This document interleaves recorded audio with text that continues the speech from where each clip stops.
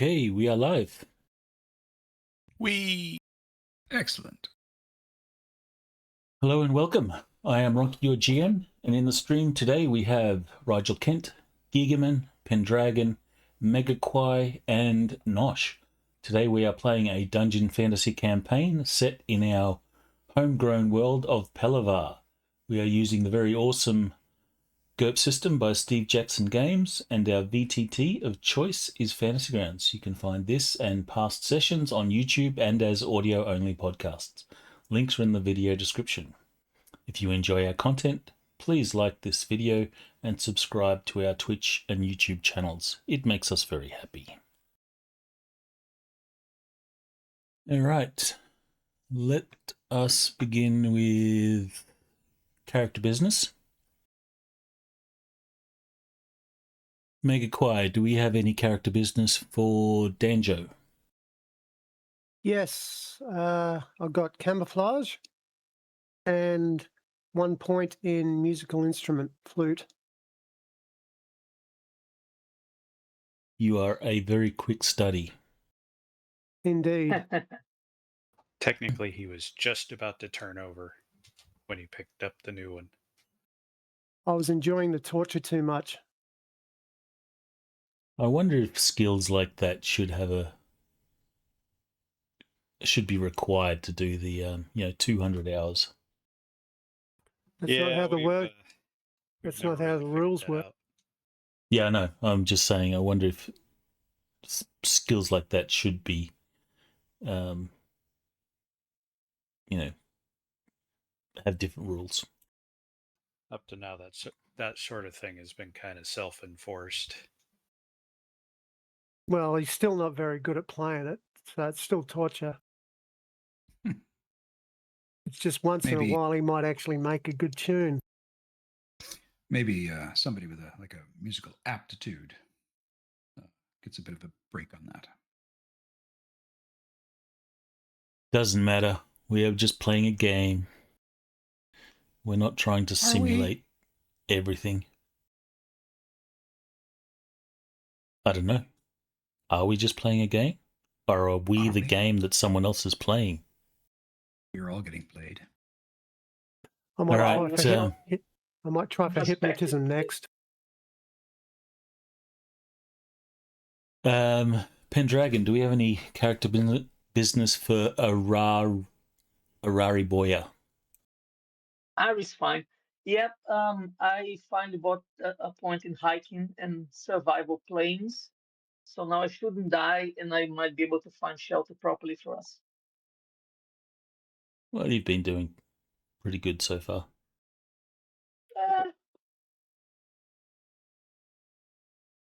All right, nothing else? No, that's it for me. All right, Rigel Kent, do we have any character business for Gareth? Not at this time, no. Okay, Nosh, do we have any character business for Humphrey? We do. So all this hiking has increased his cardiovascular strength. So I bought off the unfit disadvantage and put 2 points into hiking and 1 point into fast talk.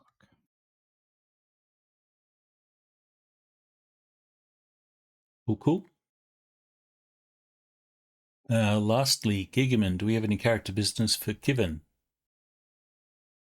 Not at the moment.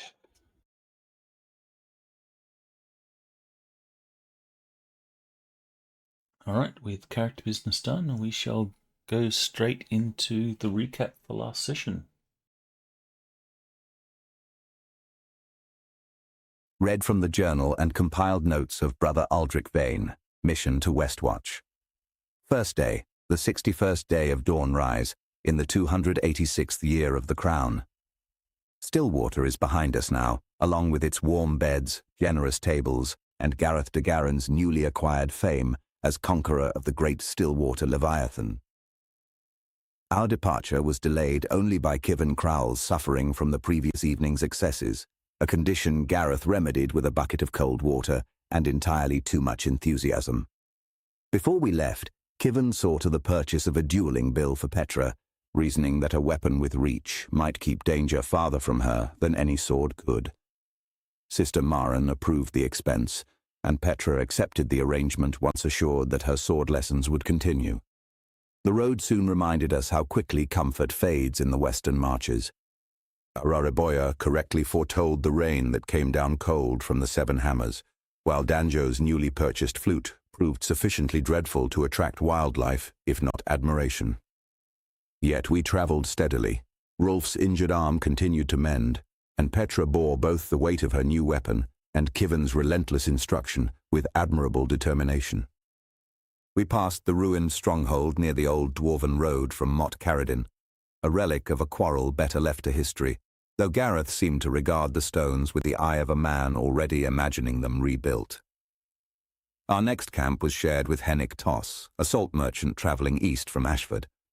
He greeted us with understandable suspicion, but Sister Maren's robes and Humphrey's cooking soon did what Gareth's assurances could not.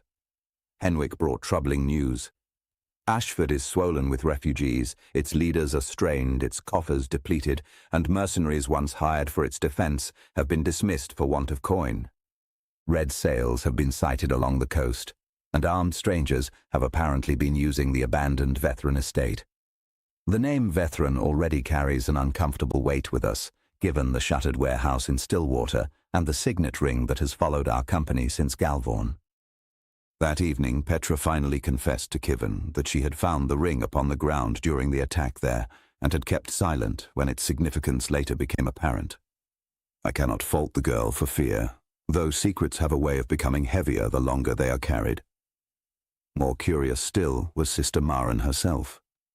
During our conversation with Henwick, she seemed briefly absent, one hand resting upon the amulet beneath her robes before she abruptly returned to herself. Danjo noticed. So did Kivon. I suspect they will be watching her more closely now. Today brought a more immediate concern.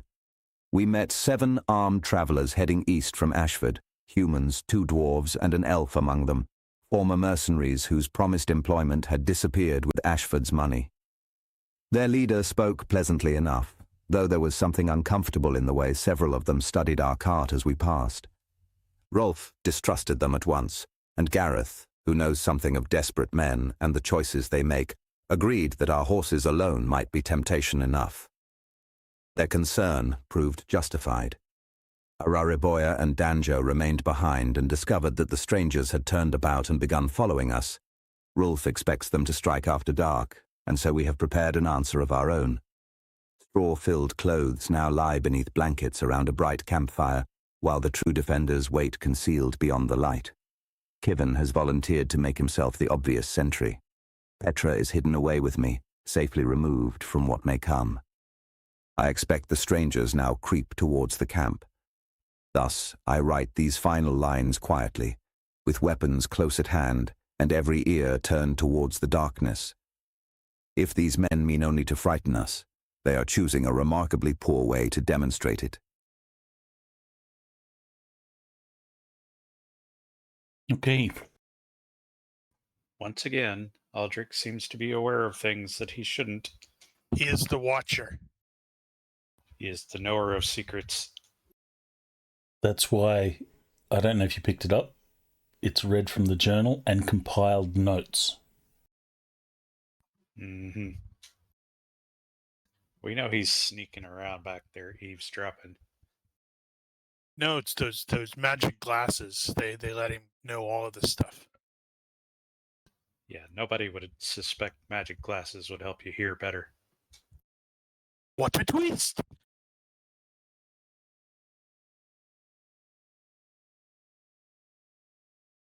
Alrighty.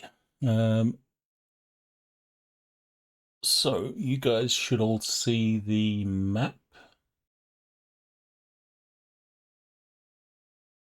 If you don't, Yep. let me know. I can reshare it. Yep. Oh. Guess that means I need to go find it. Oh. There's actually a new icon there. Clear death markers.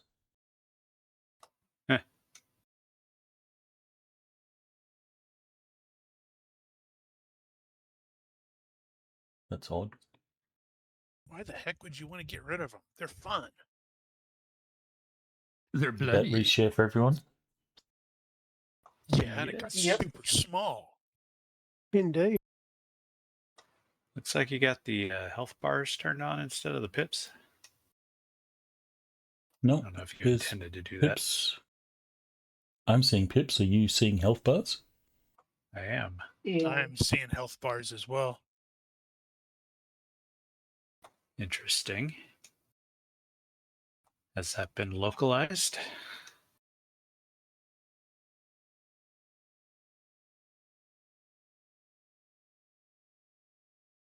Token player show ally health bar in the options. But that looks like it's GM has to set that.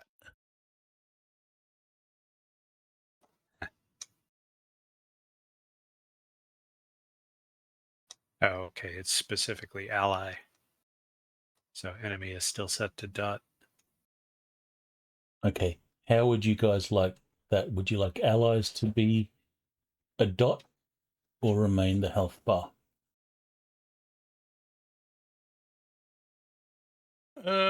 I'd say let's try it with the health bar for this fight to see what we think, because we've used the pips before. Yeah, we can leave it. That's odd because that's not something that I've changed. I suspect there was only one option before and they added the second.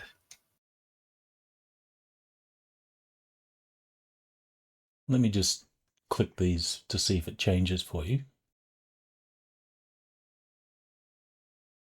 Went away. Pip. It should be a dot now if you hover over Yep, it. it's a dot.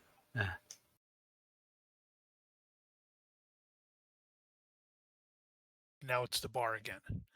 Okay, so there's options. You've got a dot, a bar, and a dot and a bar that only appear if you hover. Ah, okay. So how would you like to have it? Let's try the bar for this combat. Do you want it there all the time, or do you want it there just when you hover over? Yeah, it's fine. Now we at least know why it is what it is. Okay.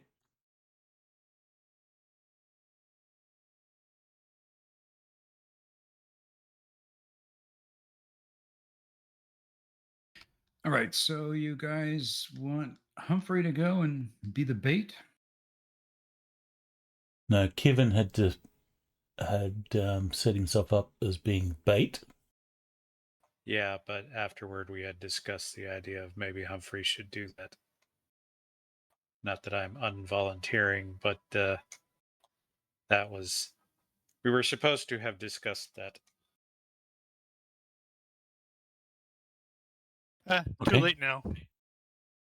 Well, you can certainly. Nuh-uh. I should actually Brother do Aldrich's this. master book told us that Kevin was the bait. Yeah, well, Ah, it was it's in based the- on notes. It's in the written record now. Exactly. We wrote it before we actually switched. And we all know that history was always recorded accurately. Always. Never wrong. All right, so it is first day, the 61st day of Dawnrise. And the time is 2 in the deep dark. Am I seeing this correctly that we started out on the 53rd? This is correct, yes. Okay.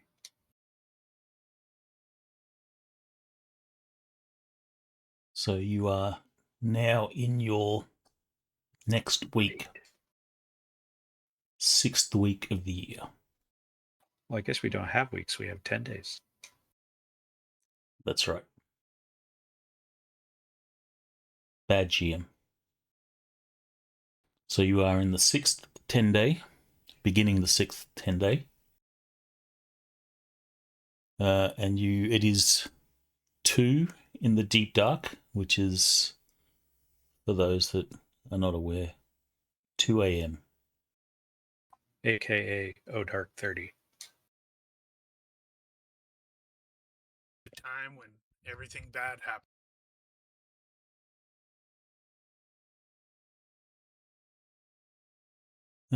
Okay, so there's going to be no change of bait.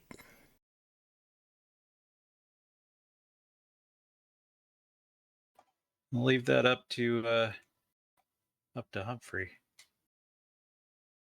If he wants the job, there's sense to be made out of it. Yeah, let's put Humphrey by the fire. He'll be strumming his lute.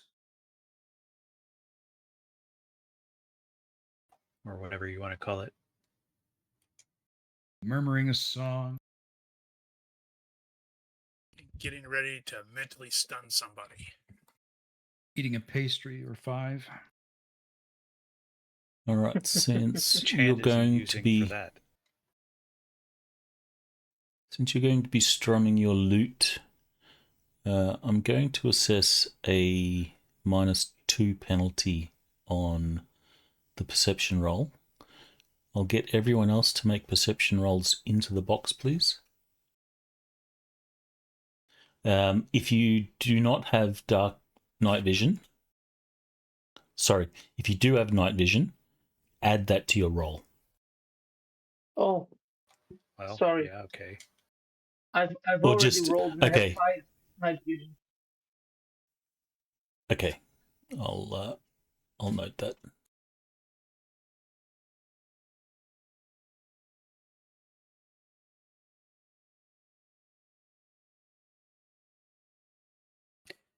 Speaking of that, what is the darkness penalty right now?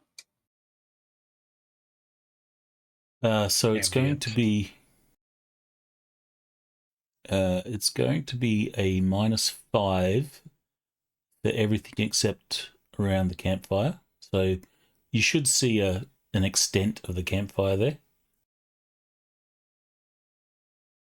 on your map. Is that correct? Roger. All right, so within the extent of the campfire, it's -3. Otherwise, -5.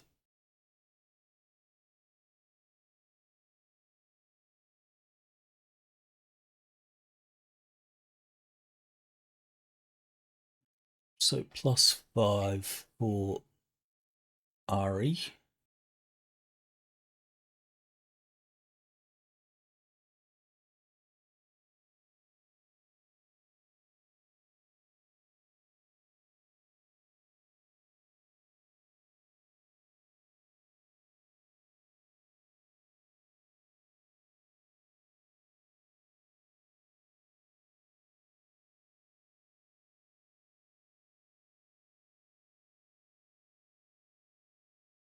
Is everyone happy with their current positioning?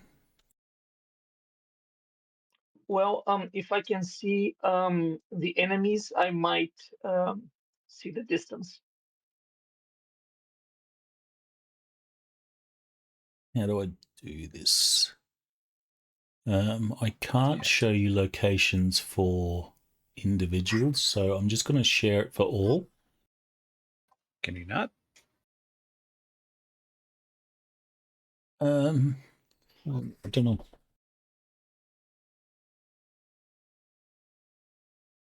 Yeah, you already showed us all of them anyway. Yeah, so I'll just reveal them for all, but keep in mind, at this point, it is only Ari that has any idea where they are.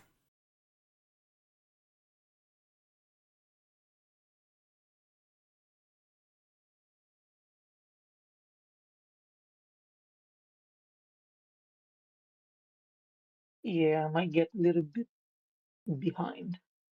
I have updated their tokens with the weapons that they hold.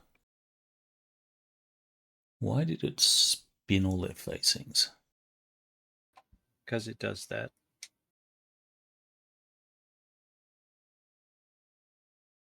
I guess they never fixed that.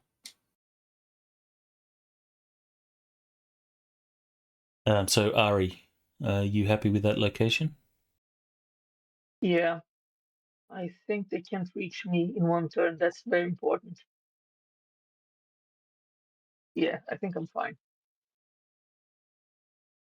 And Ari, I'm going to need a stealth roll from you as well.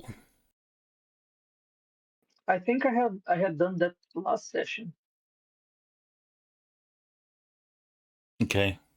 I I'll have do no it idea again. what the margin is, It's okay. so I'll roll it again.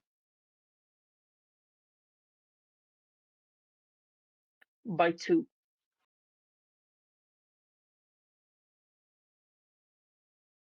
Fortunately, you've got darkness for that as well. Yeah.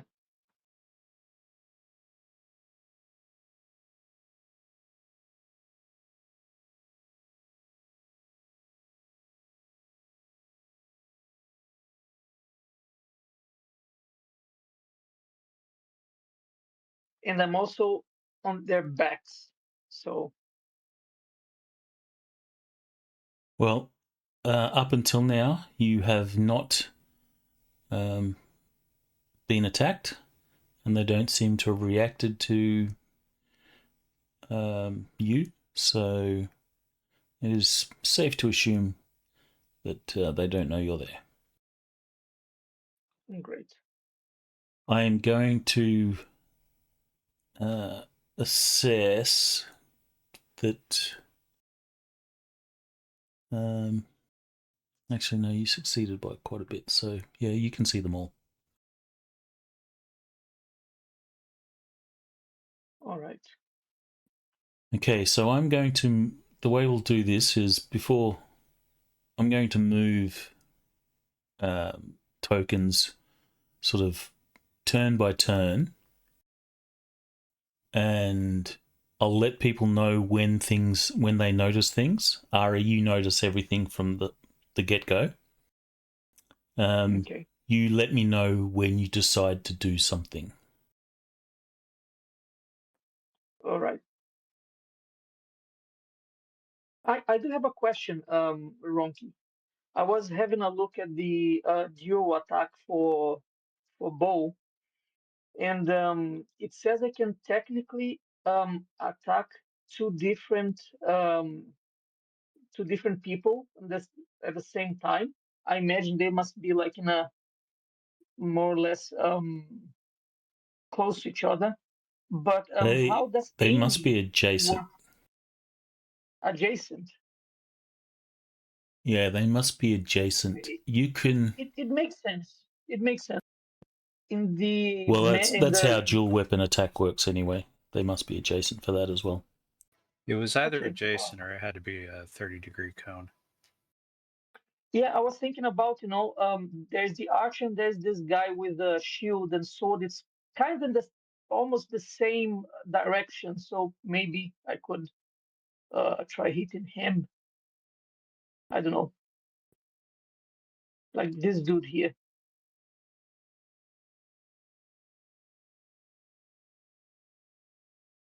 Are you pointing to something? Sorry, let me try. Uh, I was trying to point, but apparently I forgot how to do this. Two mouse One moment. buttons Okay, and drag. this dude here Okay. and her. Oh, that reminds me.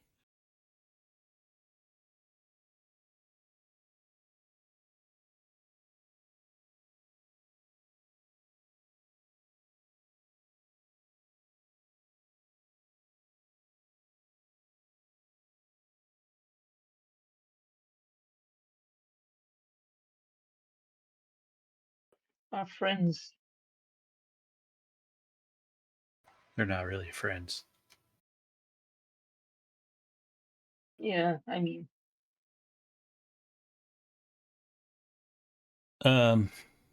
Yeah, I suppose you could, but I'm only going to give you an aim bonus on one of them. Yeah, that makes sense. That makes sense. All right. That's good enough for me.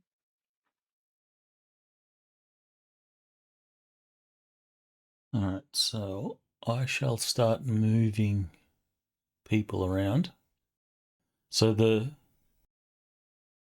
guys down the bottom here have all sort of moved into position, and they've sort of gone to crouching positions, and they appear to be waiting. The only one that's sort of moving. I am aiming at the archer, by the way. Okay. From your point of view, I shall give the archer a -2 cover.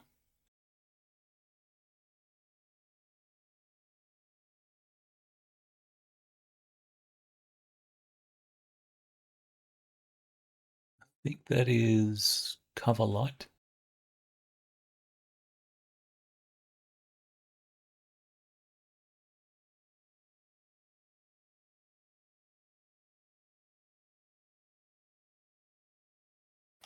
Okay. If we're sticking to DF, we'll only have the -2 cover. There's only one cover. Oh, they got rid of the Okay. other ones? Well, no, that was not in Dungeon Fantasy. That was in like tactical shooting, where it had the gradations of it. Well, there you go.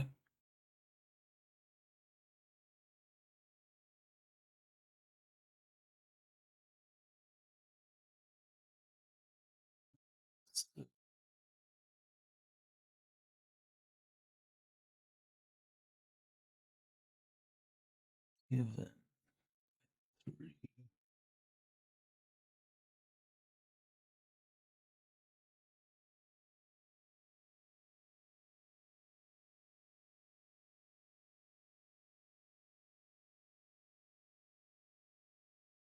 Okay, so I'm going to start moving these guys around. You stop me when you decide to spring your counter ambush.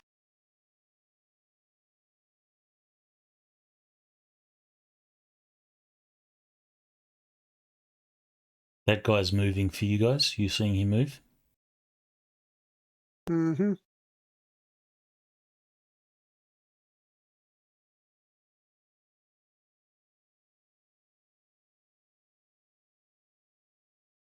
Ninja should sneak up and cut his throat.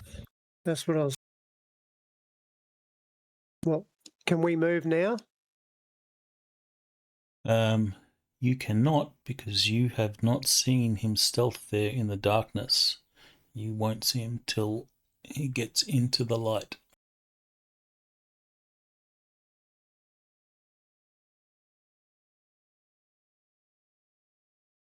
He's in the Okay, light. so he's in the light. That's when Danjo, Kivin. Actually, I didn't roll for Sister Marin.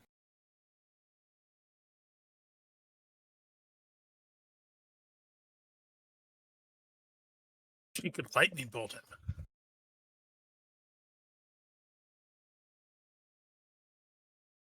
So she will also see him.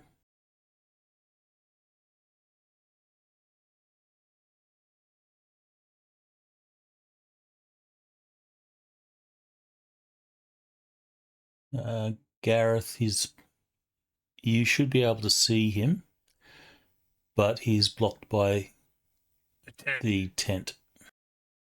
So until he clears that line of sight. Yep, that makes sense.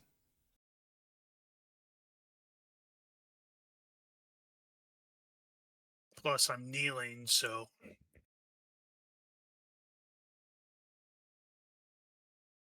What's the penalty for stealth for moving while trying to be stealthy? -5 if you move your full move. Or if you move more than one. More than one, right? Yeah, up to your full move. I shall attempt to sneak up almost into the light. Okay. So are you waiting till he gets to where he is now before doing that? Or did you start moving before?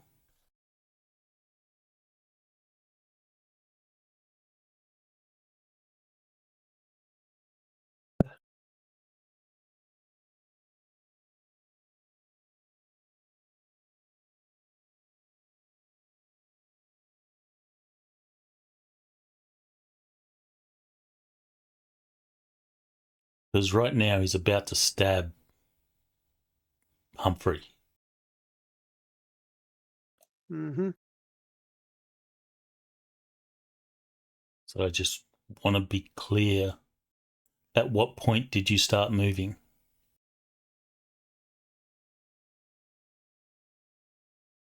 What's my move?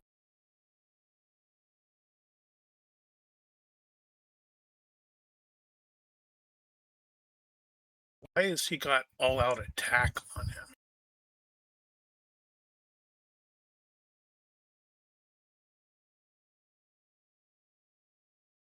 Oh, that's me moved.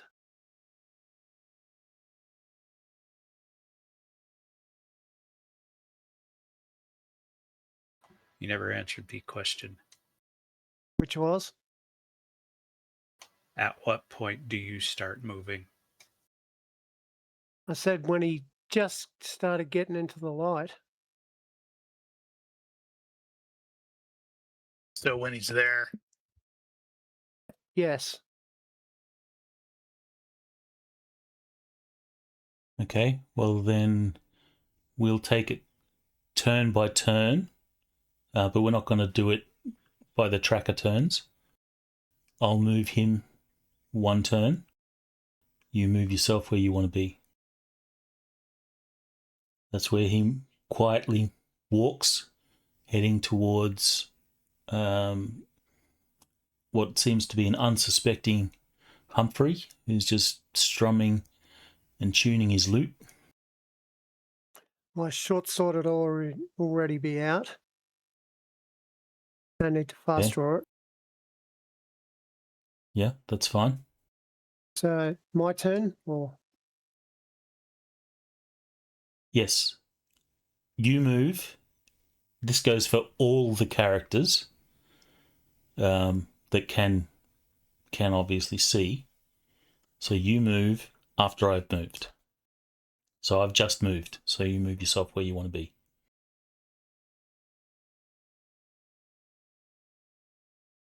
Oh shit.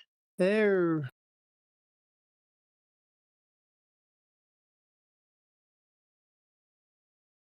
Well, to be fair, if he turns around and sees you, then that hasn't exactly failed.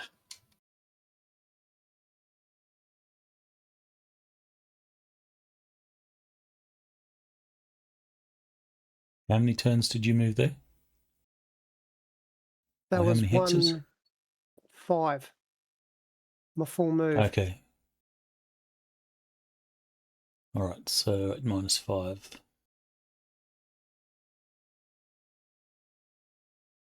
All right, so you will charge in, and at this point we will go to our regular combat turns. I'll put the tracker on you. He will hear your approach. it was that branch you Humphrey. stepped on that went crack. Humphrey, you are welcome to make another perception roll. Okay, at the same modifier or just a straight? I Same totally modifier. totally want Humphrey to fail this, so this guy dies behind him and he's completely unaware.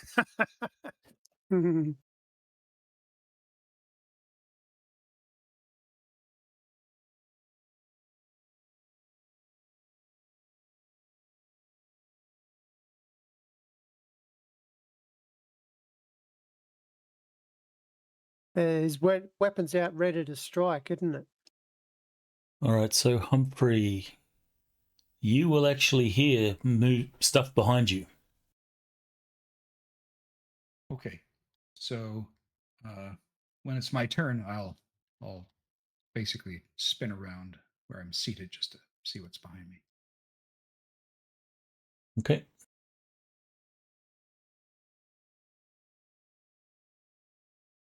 Okay. Danger, it's your turn. Did you do a move and attack, or did you just move up to him? I just moved up to him.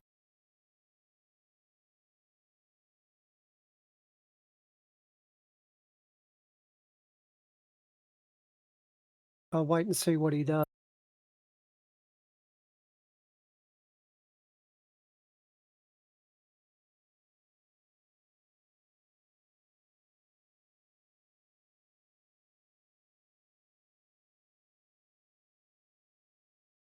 Ari, are you doing anything at this point?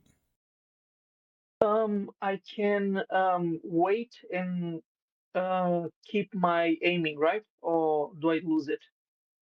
No, you can keep aiming. Yeah, so I'll just wait for the archer to try to attack. Yeah, you probably have max aim at this point. What's that? Aim Yeah. plus 2? Yep. Right. Straight through the neck. I think that normally breaks the rules. Does it? Does Of it? course, this is kind of a weird situation. This is a bit of an edge case. Yeah, because you have to convert the aim into an attack. It has to be immediately followed by an attack, but you're changing it to a wait, which will be converted into attack. So kind of. I mean, if it's a problem, I'll just attack. I know it just I think I'd pass let my... that go. Let's do it like this. You can get your full aim, and then you can convert to weights, but you won't lose the aims that you've accumulated. Sure. I mean, I So think if you I buy aimed, this.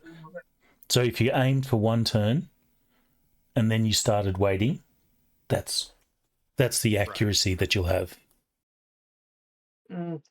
Well, I thought I had aimed for it would be a couple of turns, but in this case, I'll wait for Well, no, another turn. I was just using that as an example. You could potentially have aimed your full aim. So at this point, you will also, given that you're doing that, soon as this guy sort of appeared in the light, you saw the archer raise her bow and start taking aim.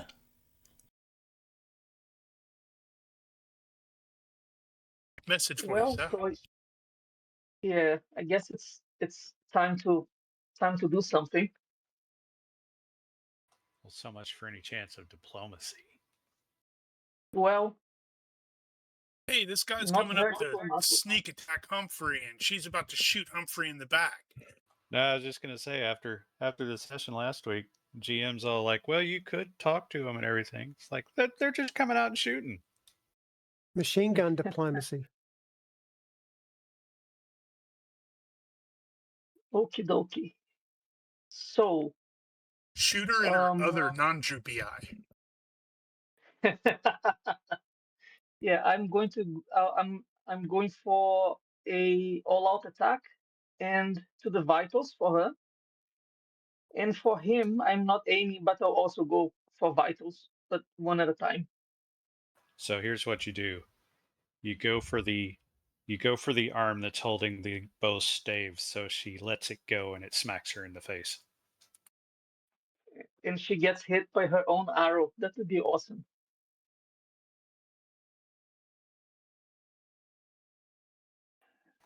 I had a D&D archer that one of my favorite moves was using a frog crotch arrow to sever the bowstring of another archer. Wow. Okay. I mean, I think I'm not on that level yet. Just yet. Probably not as hard as you think. I'll try next time. But you kind of need to have frog crotch arrows, though. Success by 1. Yes.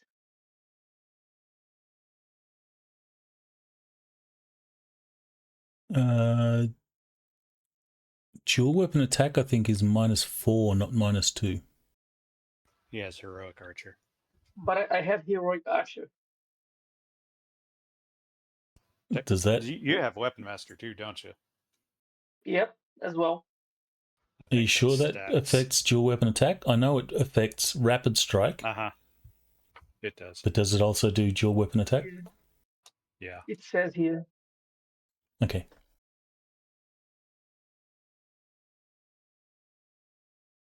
Vitals, yeah, I know it stacks for rapid strike. I don't know if it stacks for the rest of them, but it definitely works for a lot of different mods, including that one. Well, I copied from the martial arts book. I'm going to paste it here.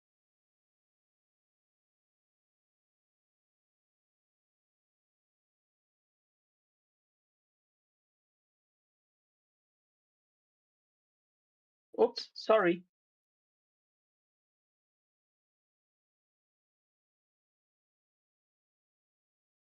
Okay, that's fine. Heroic Archer has it.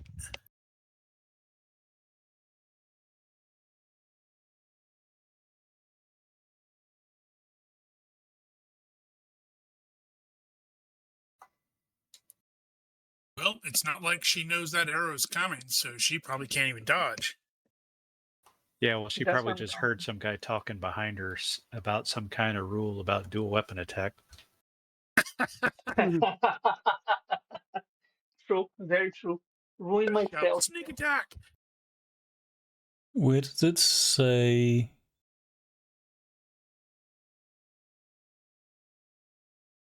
What? Hang on.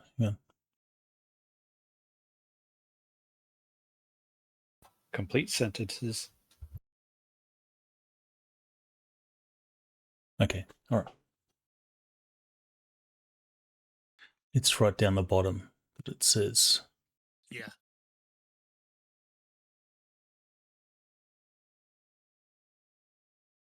Yeah, it doesn't. Apparently, it doesn't say anything in martial arts about needing to be within a 30 degrees for a bow.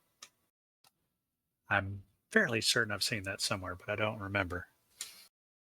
But I mean, it makes sense. It would be very bizarre if I shot, I don't know, this archer and then someone 90 degrees from me. That's kind of impossible.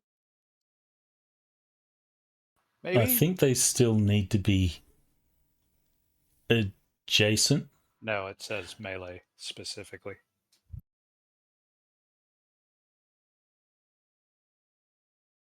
I think in a situation like that, we can exercise common sense, right? It stands to reason that they would have to be adjacent because with a bow, you have to adjust for range. So you're adjusting the elevation of the your bow for the target. So if they're at different distances, the elevation has to be different. It doesn't say anything about distances there either. I'm just thinking about it logically. You've got two arrows flying.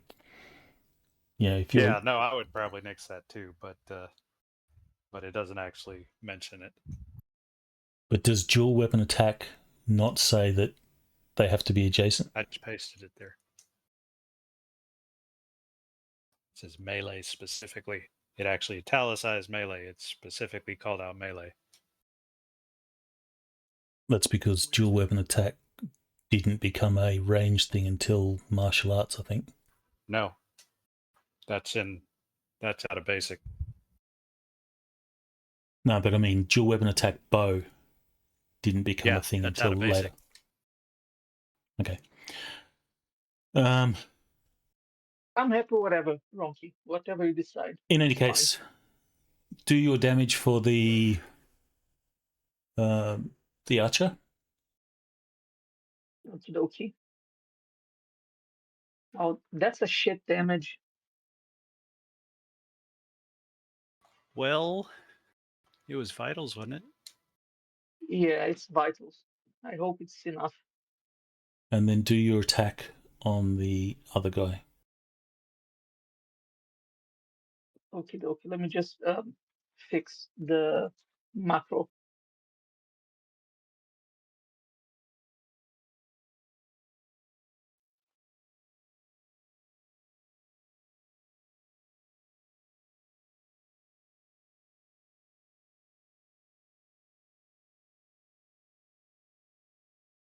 I failed. I'm going to use my luck Well, Okay.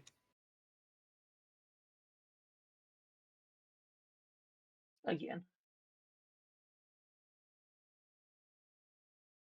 Much better. Yeah, succeed by 6.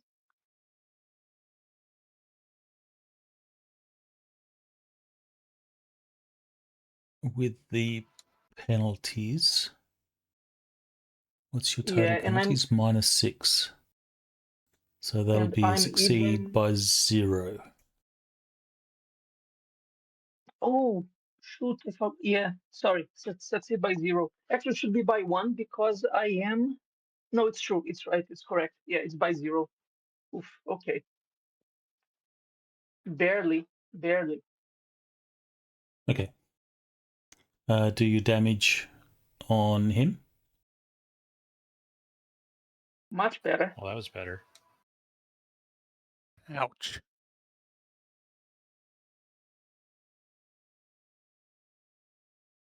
Clearly, you didn't line up the other one correctly. Yeah, yeah.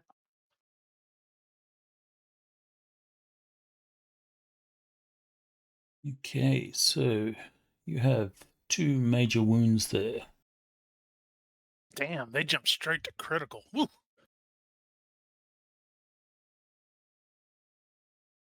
That's literally the only thing I can do, Rigel. Literally the only thing I can do. Well, it's not literally. Hey, you're the Yeah. scout and sneaky guy and all that jazz. I'm good at hitting people with a shield.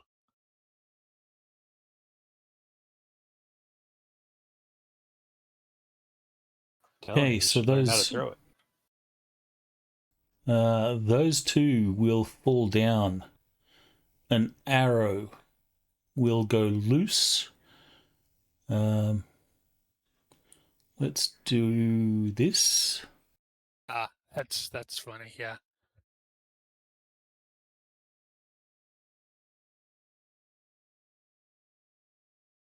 Um,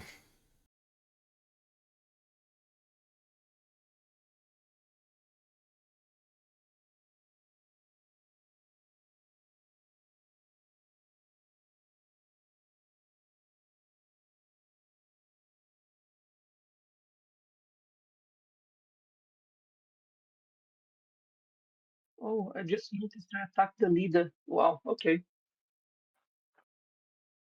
Oh. Well, lucky for you, I guess. Yeah. and then I shall apply the shock penalty as a penalty that someone would flinch with the damage. So an arrow will fly.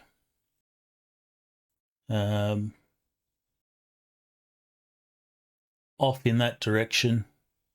Wow, it's system error.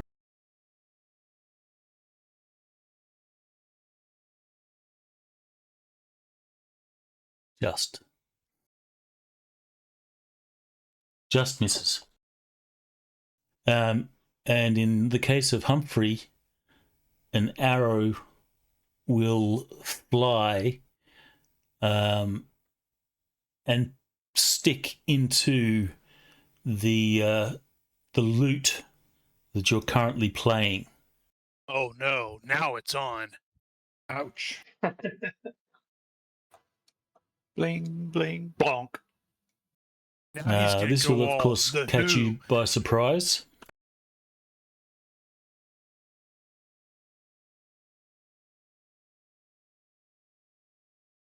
Okay.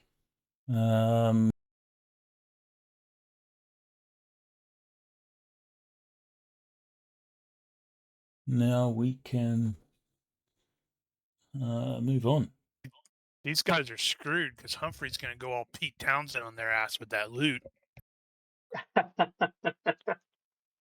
Pretty much. You put an arrow in my loot. All right, so seems like stuff's going down. Rolf will begin to move in towards the camp.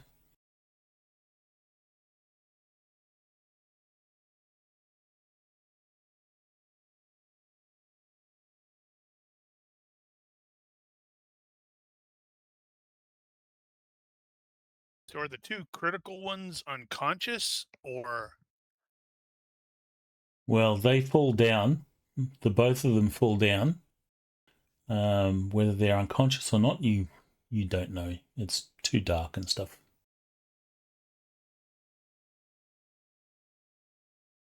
Oh, well, yeah, I don't even know that they're there.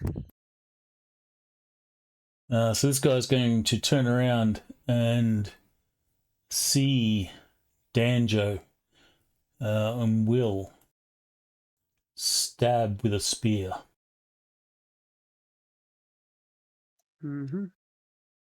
Somersault over it. Danjo, you are going to be hit. Keep in mind that all attacks are at -3, at least, with the exception of Ari, who has night vision. That is a successful attack with a spear. Whoops. Yeah, I shouldn't have rolled range, but it still hit. Yeah. It's a Okay, so melee dodge attack. then.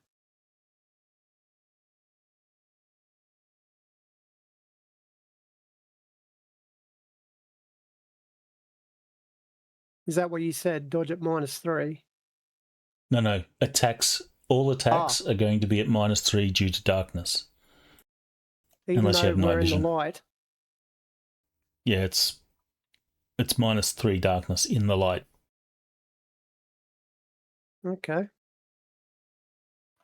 Are we going to be doing the defend at half? I guess so.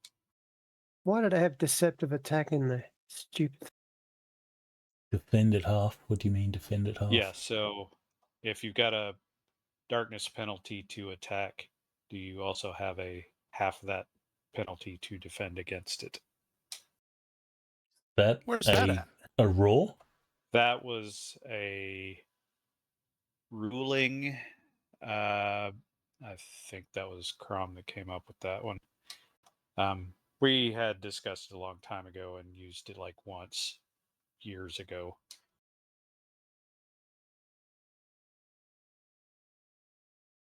In this case, no, we'll go with standard. No penalties to defend.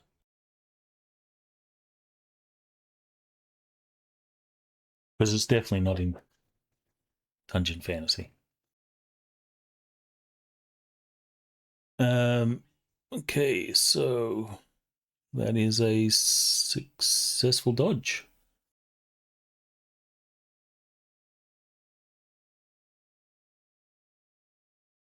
These guys are going to go, what the hey? What the hey? This guy is going to go, what the hey? And turn.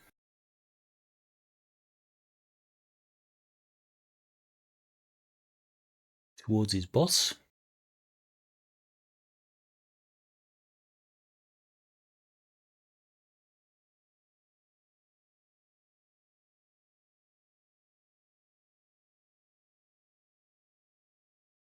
Alright, did you make a stealth roll at all? Sorry, again? By 2. By 2, okay. Yeah.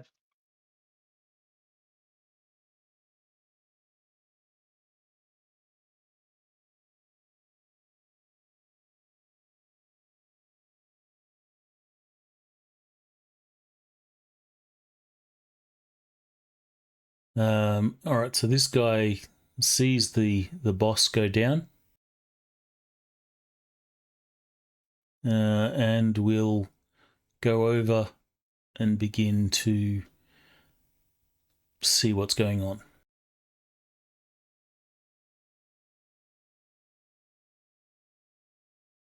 Also, now is a good time. Everyone should check your traits, your advantages and disadvantages, and just make sure that there's no conflict in your character traits that is going to impact your actions. I should have told you to do that beforehand. So just refresh yourself on who you are.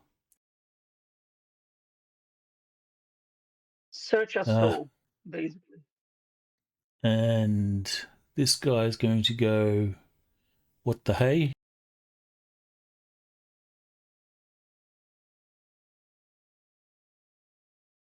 Turn towards the archer.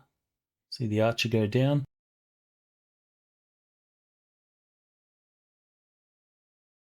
Sister Marin. She will cast... Actually, no. No, she won't cast anything yet.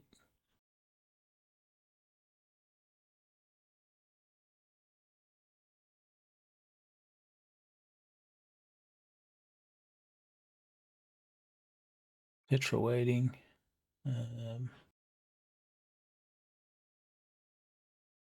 So is Kevin able to see anything other than the guy in the firelight? No, you cannot see anything other than the guy in the firelight.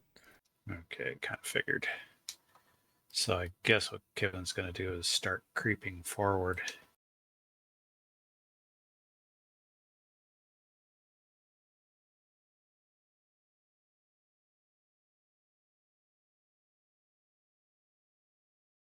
Right. So I am going to creep forward as well.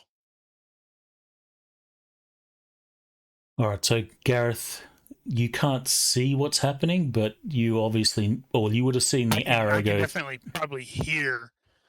Yeah. And actually, I can see. You would have seen the arrow. Reconsidering that, I saw Humphrey take an arrow to the thing, so I'm not creeping forward at all.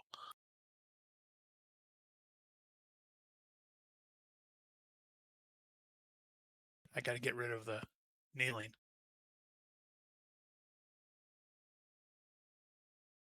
All right. Humphrey will cry out, "We're under attack!" And he is going to lie down to try to make himself less of a target behind the fire. Hey. Don't land in the fire.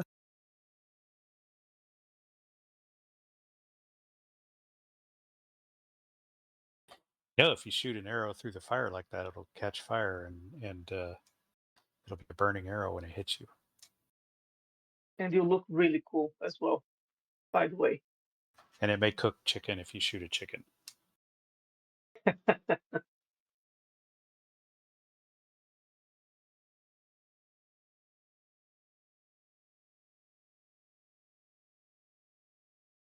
Back in the guy in front of me going for a stab. Just don't forget the -3 darkness penalty. Oh, well, it's success by 4. All right, he will attempt to parry. Deceptive attack.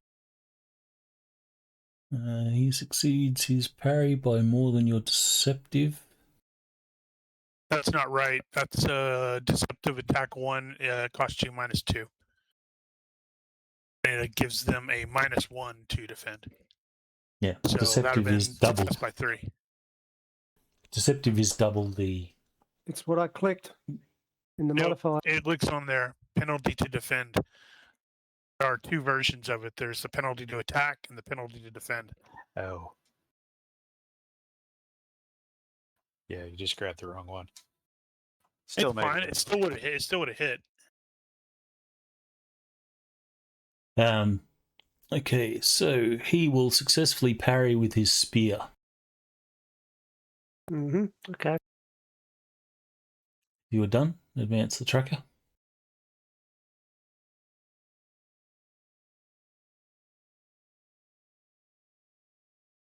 Ari, your turn. Well, I think I don't need to dual attack this turn. I will quick draw an arrow. That's right. You need to end up taking out all of these guys down here, while without any of us seeing them. Because that'd be cool.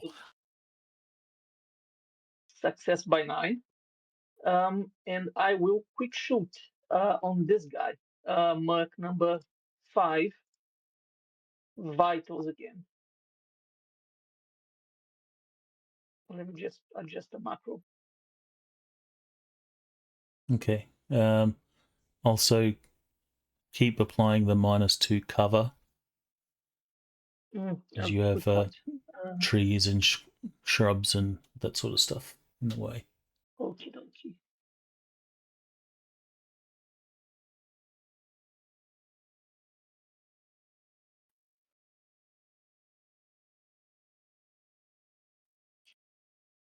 I was going to make a Let's cheeky see how- comment about cover and concealment here, but we're talking arrows, so it's probably all technically cover.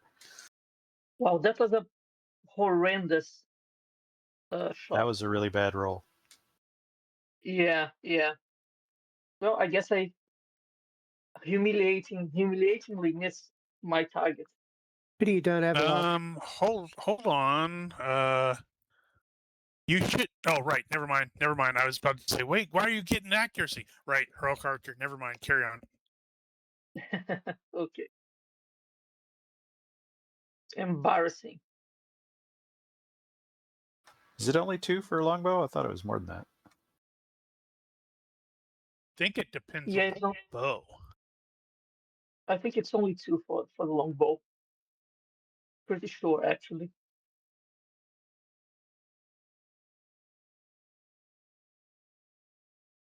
What's the -1 rapid strike you've got there?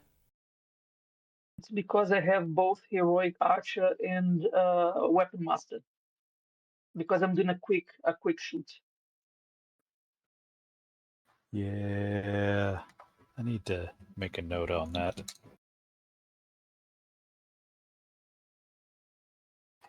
Accuracy on a longbow is 3. Oh, it's 3. Yeah, I'm looking at the new basic book on page 275. Well, better for me. I still fail by 1. Oh, hold on. If I fail by 1, is it a torso hit? I think it is, actually. Yes, it is a torso hit. That's less embarrassing.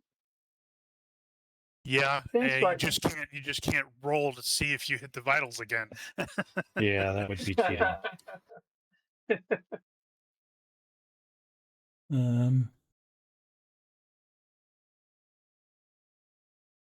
Okay.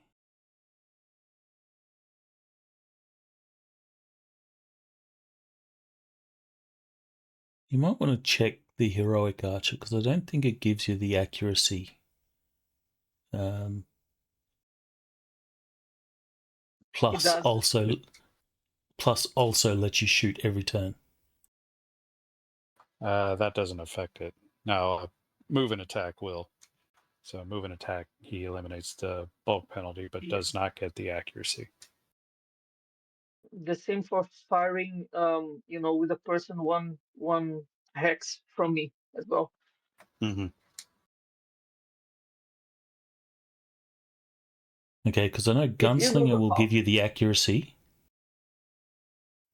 Yeah, I can just paste it. Gunslinger works the same way. But Heroic Archer requires you 2 turns to ready a bow.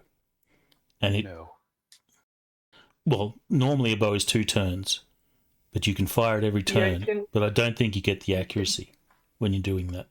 There's no. You can quick shoot. There's no condition for that. There's something in here.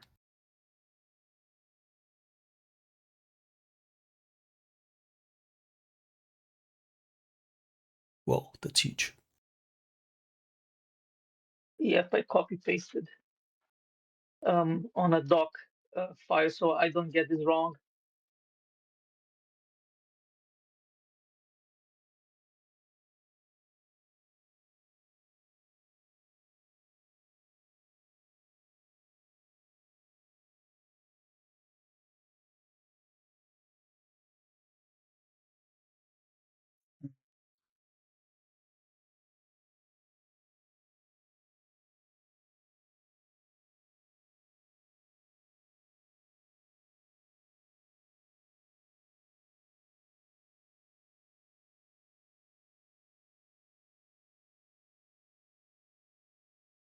Yeah, I think he did everything right.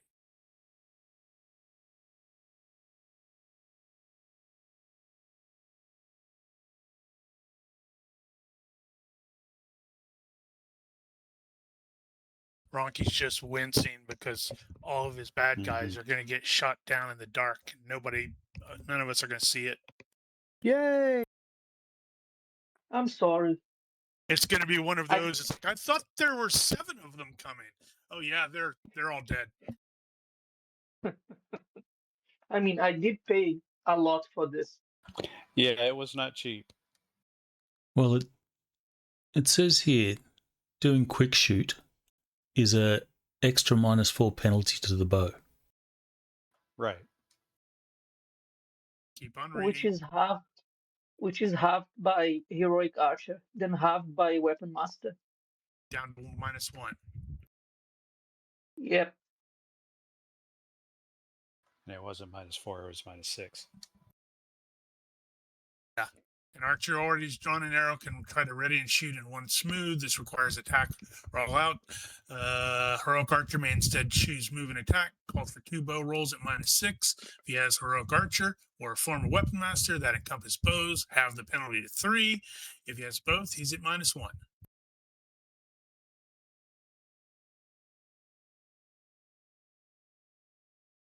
Okay. Trust that you did the sums right then. Yep. So he did actually hit the guy. It's just not in the torso or in the vitals. Vitals. All right, I'll give him a perception roll. If he succeeds, he can defend as if stunned. So who is the target? Is that 5? Yep, 5. Yeah, because a guy just got almost killed right behind him. Well, he scrambled over to check out the leader. Right. Okay. So he was specifically responding to that. Oh, yeah, okay. So he will see, he will successfully see, but he will respond as if stunned, which is not going to work for him.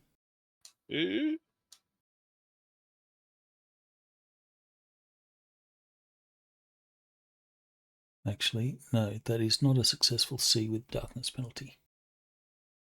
Nope. So do your damage.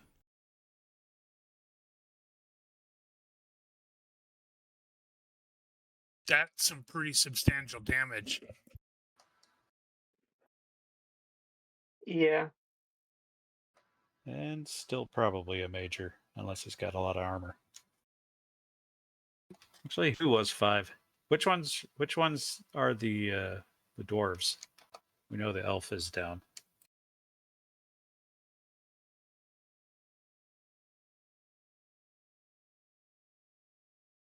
This one's a dwarf. And this one's a dwarf. Right. So axe shield guys. Second one's spear shield guy. How stereotypical. So not vitals. Yeah, but that's still but that is a impaling. major wound. No, it was. Yes, it was It impaling. shouldn't be in the vitals. It shouldn't be in the vitals. I don't know if you No, I didn't do did vitals. that. Okay. Still a major wound.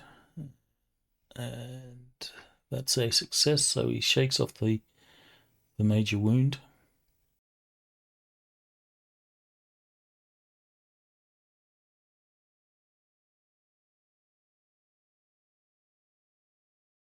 All right, so Rolf, he will continue charging in.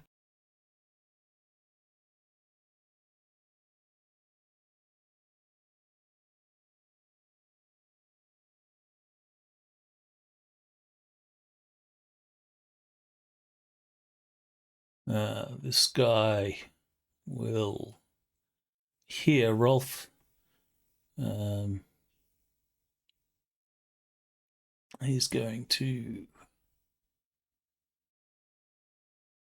step there.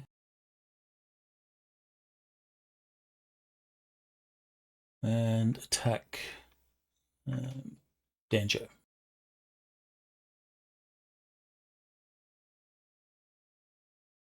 That will be a successful hit. Parry.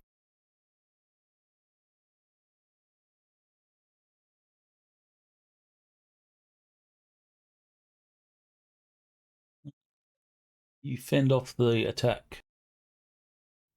This guy is still going, what the hey?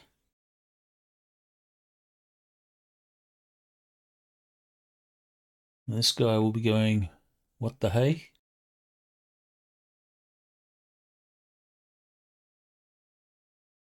But more dwarf-like.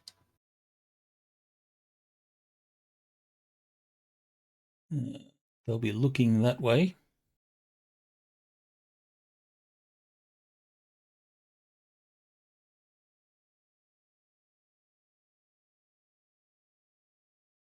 This guy.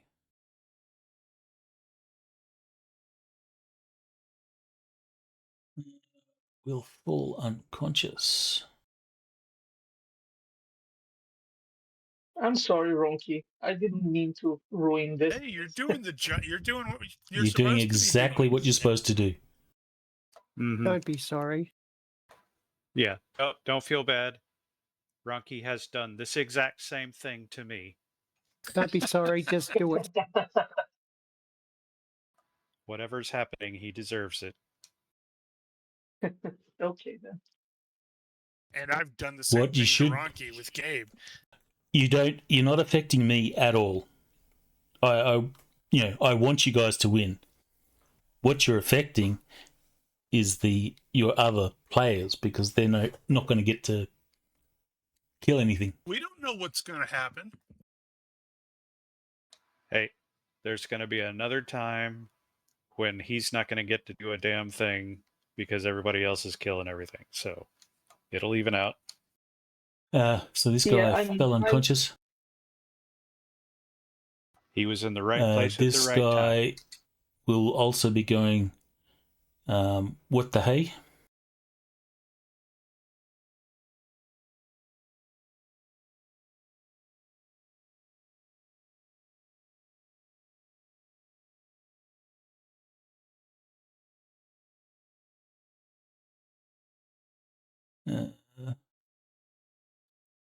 So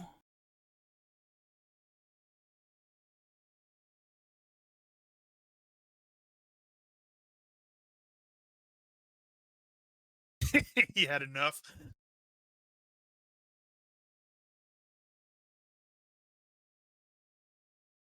Sister Marin will then begin to move.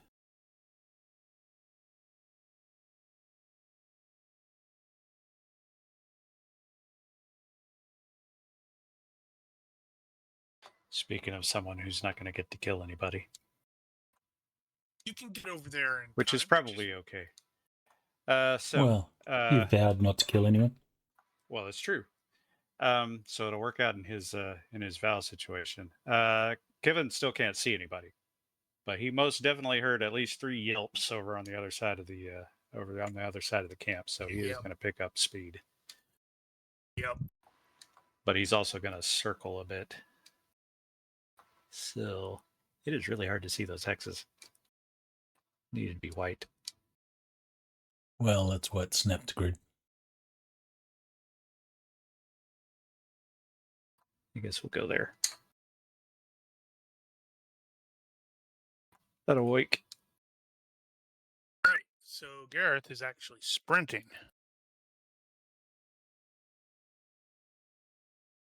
Because his objective is to put him and his shield between whoever's shooting arrows at from below and Humphrey. Sadly, at this point, if there's an arrow coming, it's going to be Ari cursing behind it. Or he's going to shoot Merc 2 in the back just to make sure he's the total kill stealer.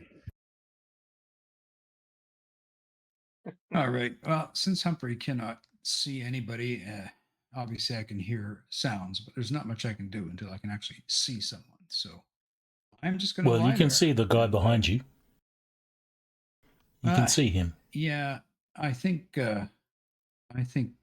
Danjo will have this very much in hand, and Kevin is on the hunt. So I think Humphrey is just going to lie there and curse the person who shot his loot. So the arrow is sort of sticking into the belly of the loot. So you need to make sure to just take the arrow out, but leave the arrowhead in it. Okay, deceptive attack on this guy in front.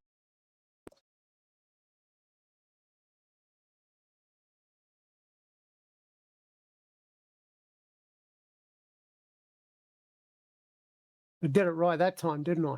Yep.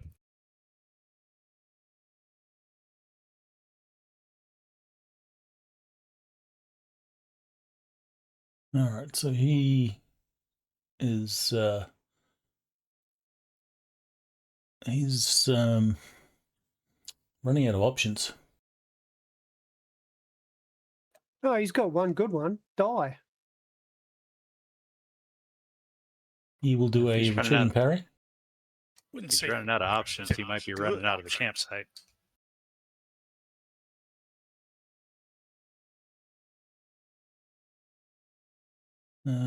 So that offsets your deceptive. He will successfully parry. Okay.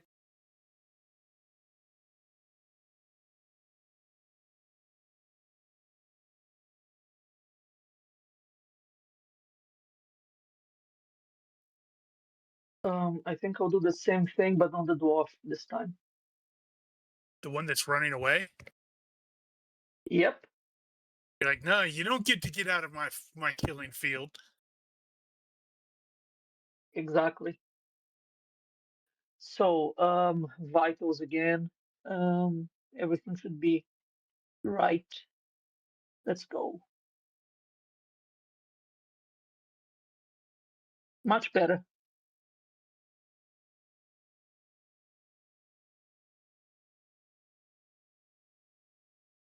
Since he is running, he's not paying any sort of attention. You can just roll your damage. Ooh. Ow.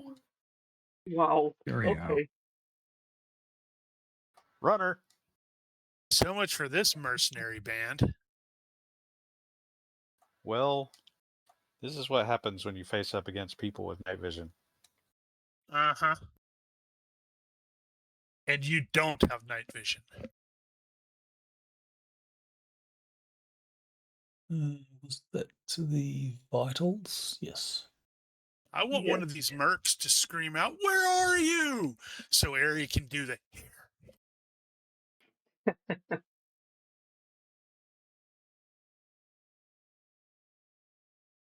All right, so that is a major wound. We need to get Ari a ghillie suit. Get him a warder's cloak from Wheel of Time. Near enough. Okay, Get all he those manages med to pips down shake off the major wound.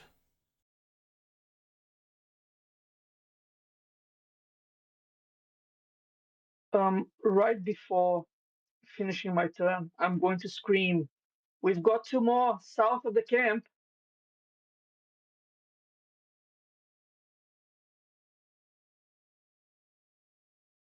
that's going to cause them to run away too, because they're like, oh God, we're surrounded. Better for me. We might get a nice reputation.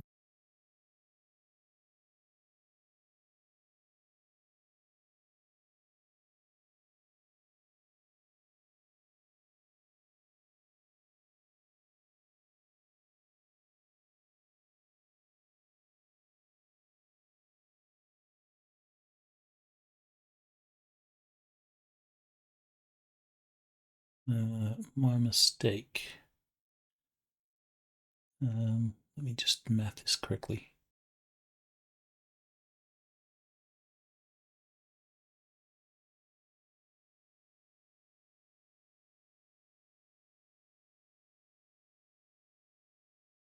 We got time for math. This guy will fall down. Boop. Face in the dirt, feet go up in the air. Well, if he's a dwarf, he may stumble forward and for a step and then fall. Go, oh, I'm unconscious now. And then 5 seconds of leg twitching. Yeah,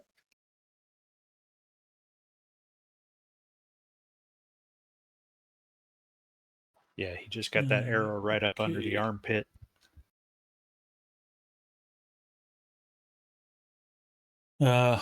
Rolf. We'll charge in. Weapon drawn.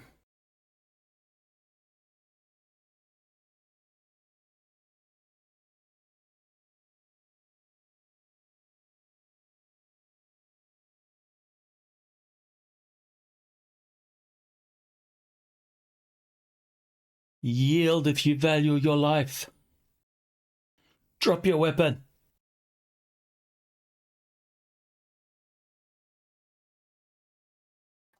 For a second there, I sort of looked away and I heard that. I was thinking, that's the bad guys are saying that? Jesus Christ.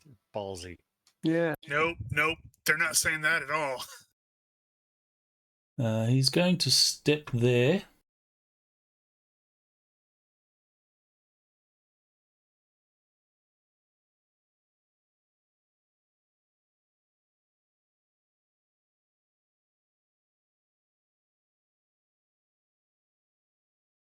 There you go, Kevin. There's your opportunity to get in there and not kill him. And he says, by my honor, I yield. What honor? Actually, I will take that back. I'll rephrase that. Don't kill me! I'm naval lit! They're mercs. They know how to do this. Ground the weapon and hands up. And He will say, don't say anything. He will drop it and he says, as Mordoveth is my witness, I yield.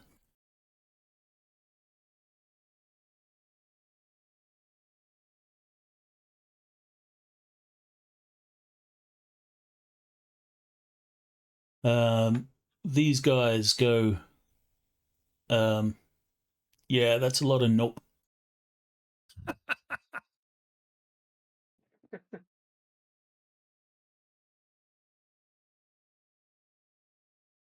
Damn it. What are we going to do with these guys afterwards? Is Ari going to murder the fleeing two? He'll try. Man, he All don't right. That's play, cold. does he? He holds a grudge, That's true. They're not undead, though. Not yet. He holds a grudge, but he doesn't have bloodlust. No. Apparently the player does. Yeah. Okay. So if you want to kill them, you will kill them. They can't do anything. Yeah. I hold a grudge. That was very disloyal. He didn't like the way they were eyeing Petra. Yeah, when you said like and rape the women, yeah, that pissed him off. Well, they didn't claim that. They were being very friendly. No, but I think last session Gareth made the point taking the horses and getting the women, and that triggered him quite a bit. In any case, this combat will resolve itself unless you wish to pursue fighting the guy that surrendered. No, Is there that any? would piss off Rolf, I suspect. And Gareth has placed himself between the fire and Humphrey and anybody down below who may want to shoot at him again.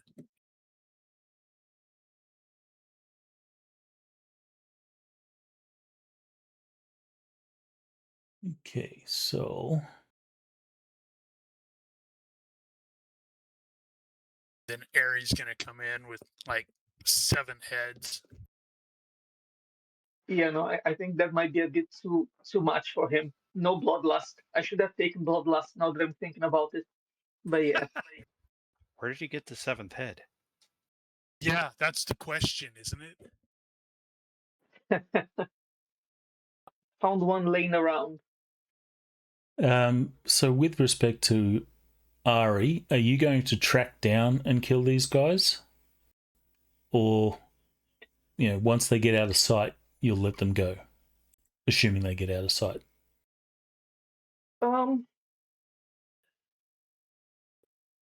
I think um, I think he tracked them down because I'm not sure that they're not going to come back with reinforcements.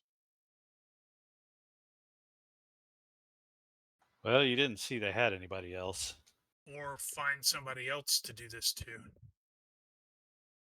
Okay, Yeah, as so well. if you're going to track them down, then they will most certainly be dead. So let me do that to them. And I need to retrieve my arrows. And make sure the others are dead. And we still That's haven't made the arrow breakage table, have we? We're going to be like, where's, Ari? And he comes, drags one body in. Gotta go get the others. Drags another one in. Yeah, I'll need some help. So I mean, basically, being frank. Sorry, being frank, if any of them are alive, I would not kill them. I'd probably help them because I'm also charitable. So if they ask for help, I would probably help them. Kevin's going to keep doing his circuit around and then realize it's kind of over because he'll hear people running away and stuff. I'll call back. Yeah, it looks like all these guys over here are sprouted fletchings.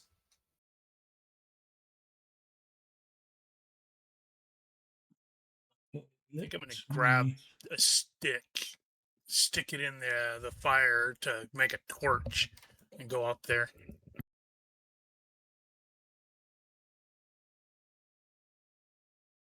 Yeah, I'll start dragging these guys back into the light, as it were.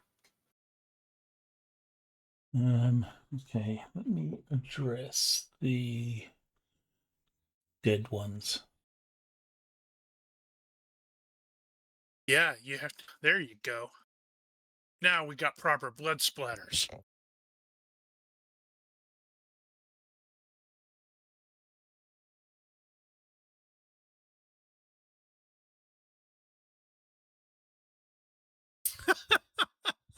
There's one down there that's still alive. Okay. Oh, 2. Wow. Okay. Well, found the elf chick. She has an arrow in her heart.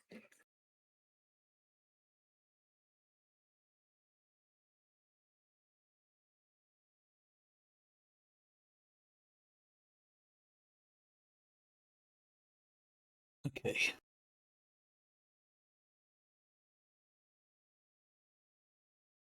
That should be it.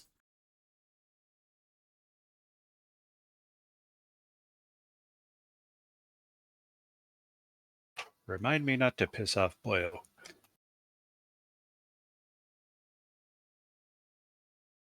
Yeah, that went way better than I thought it was going to be frank.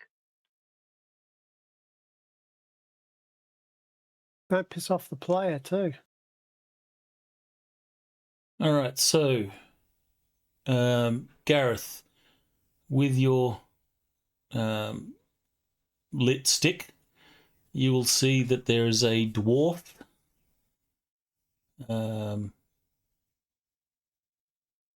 And, well, you don't know whether they're dead or just unconscious. So it's up to you what what you do, whether you drag their bodies back to camp or however you want to do this. Probably But going to be dragging them back to camp because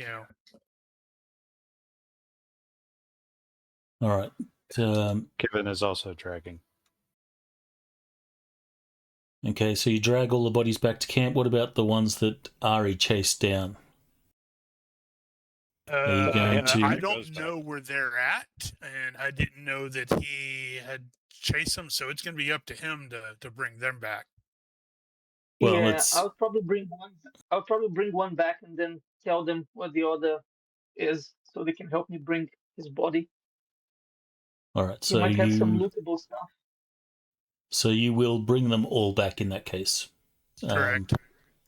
Bring Okay. them back and give them cremation. Well, we've got the surrendered one, so he can identify each of these people, which will make the freaking pale flame guys happy. They can be given proper rights. And the injured can be treated as necessary, but what are we going to do with them? Because we're pretty far from civilization right now. I figure they're not going to. So this guy that surrendered, you can see that even though he's a mercenary, probably seen, death, lost friends and stuff in combat, you can see that as you drag the potentially lifeless bodies into camp of, his entire unit or little unit, he sort of is in a state of sort of shock. All his friends are dead, and he's the last remaining. Well, not all of them. There's 2 of them that are still alive. They're just badly injured. Apparently, you picked the wrong travelers to rob, mate.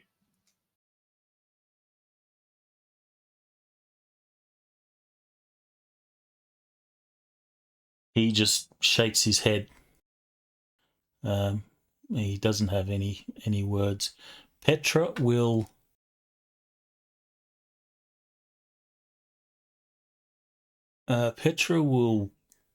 walk into the camp.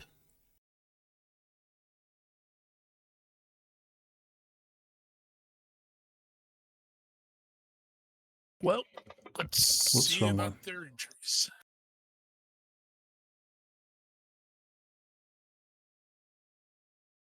She'll walk into the camp, look at the people, and she'll start doing some first aid on them. Kevin, I will assist. you will. Who's assisting? Gareth will assist because he's actually got first aid. So does he use his newfound abilities on them? Gareth, you will assist then, and you will notice that, or Kevin and Gareth, you'll notice that Petra is crying as she's tending these people. Wow, I feel bad. no need for her to cry because they're just on the next step in the wheel of reincarnation.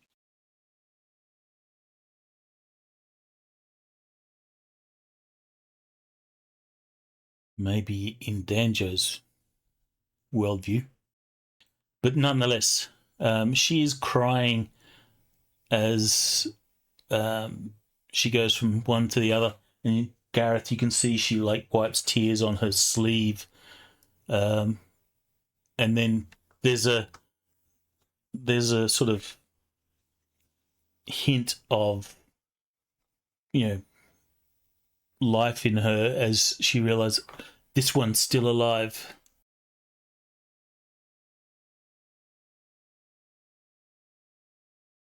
And we should feverishly try to keep him so. Ooh, there you go. Gareth, if you have first aid, you can make a roll to assist. I am going to make 2 rolls, actually. There's the first aid to barely, but I am also going to try this for the first time. Unfortunately, it didn't work. For the sake of story discovery of your new ability, it's going to happen unconsciously. Okay. So I don't think you particularly asked for Agelia to. No, but he probably is murmuring the some prayers nonetheless. So when it does work, you will visibly see something happening. Your hands will glow.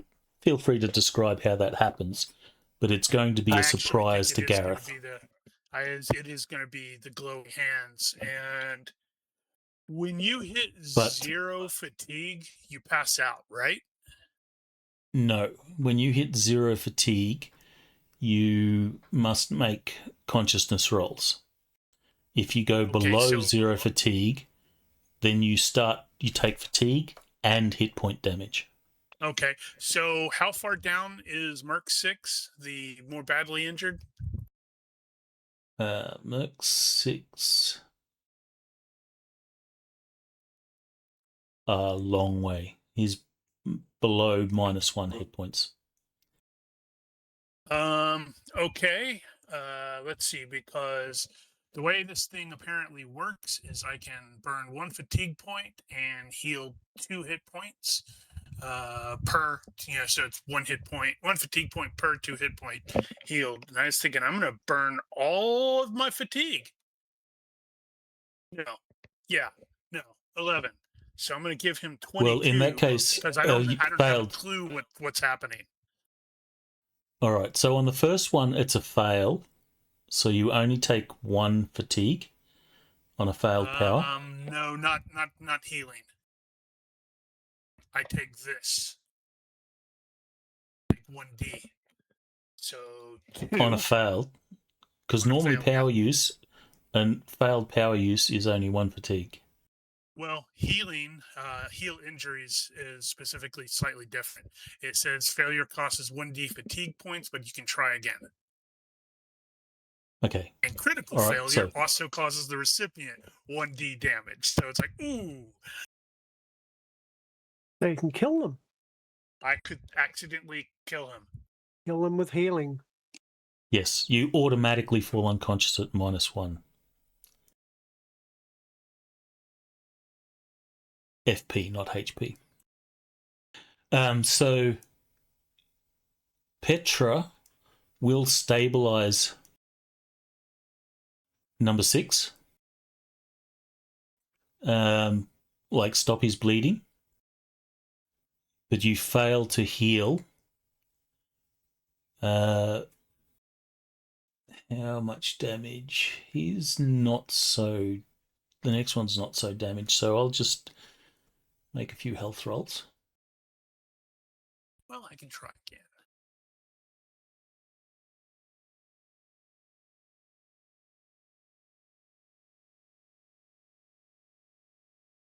Ooh, Yeah, I think that's going to be done. All right, so number 5 will only bleed 1 more hit point before Petra can get to him. And we'll say that it's that one that Petra's working on. You can make a first aid roll.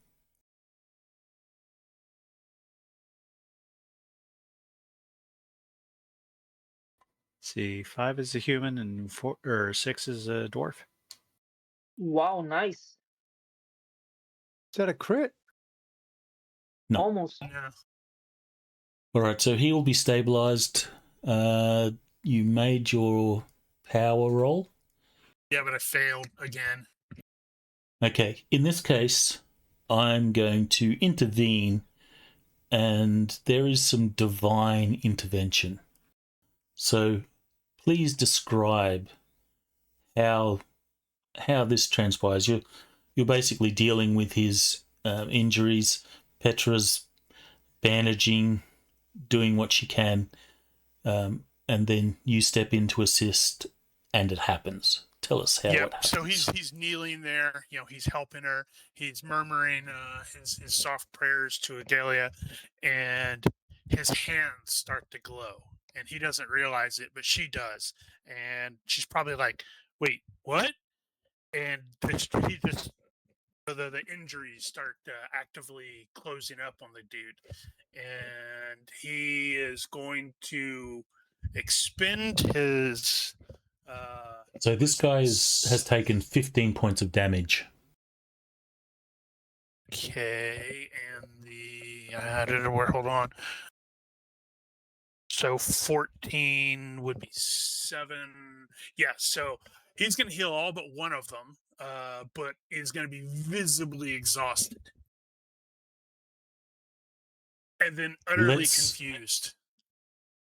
Let's have Gareth actually fall unconscious. Okay.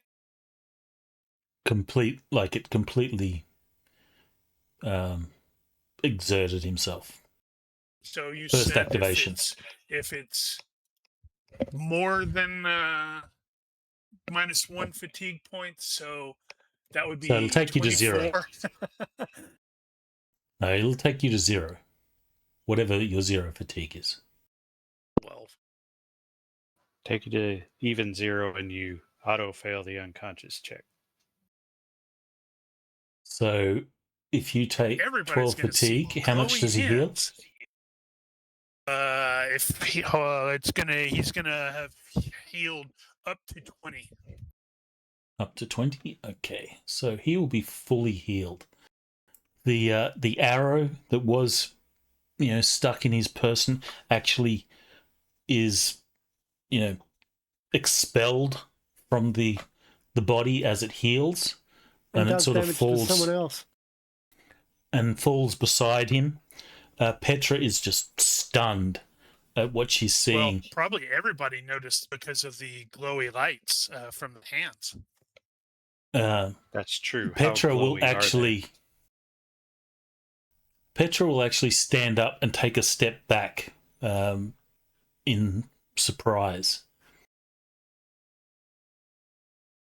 And this guy becomes fully healed. I'm not going to take a step back, but I'm going to fall down and take a nap. So when Gareth falls down, and the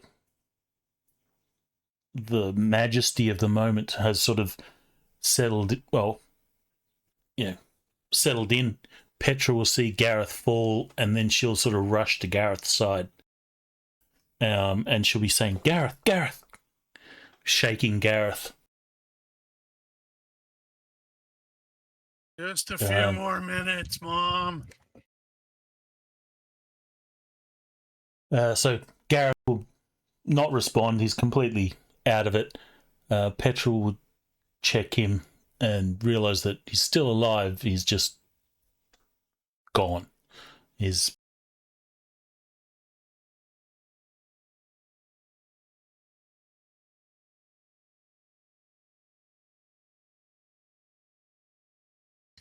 Rolf and Ulrich will have moved to stand around to see this happening. And there's like, what? What's Aldrich going on? comes out. Scribble, scribble, scribble, scribble, scribble. At this point, he's probably so stunned at what he's seeing that his book is just sort of hanging by his side. Oh, that's how While- he does it. He's got it on a lanyard.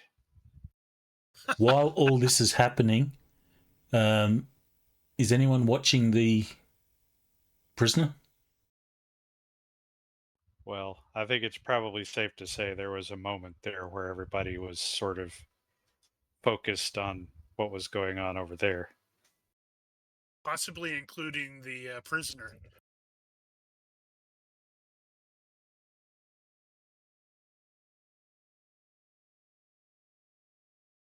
Damn, I wish I had more character points because I'd totally tried to pick up Merc 5 as like an ally. Where the dude's like, you saved my life. All right, so Well, it stays with us.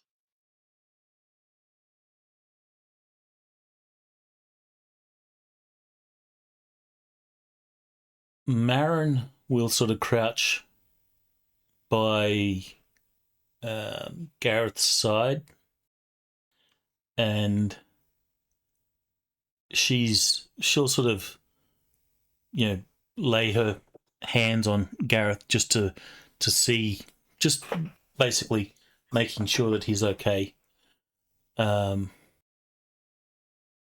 And she'll sort of mutter something to Solvrith, which you don't really, none of you really hear, but she says something. At this point, the tears, well, Petra's face is still, all puffy and stuff from crying, but the tears have stopped in this like miracle-like moment. Then at least something good came of it. The links How we do does- to make little girls stop crying. How does Humphrey and Kivin and Ari react to what's going on? And Danjo? We were reacting on the side there. Humphrey's been focused see. on his loot. Humphrey's been focused on his loot. We see how I it is. think Karari Boya is feeling very guilty because he made Petra cry, and also he feels embarrassed because he feels like he's, once again a brute, as people tell him. So his lips away the first moment he gets, and he's going to spend the night somewhere else.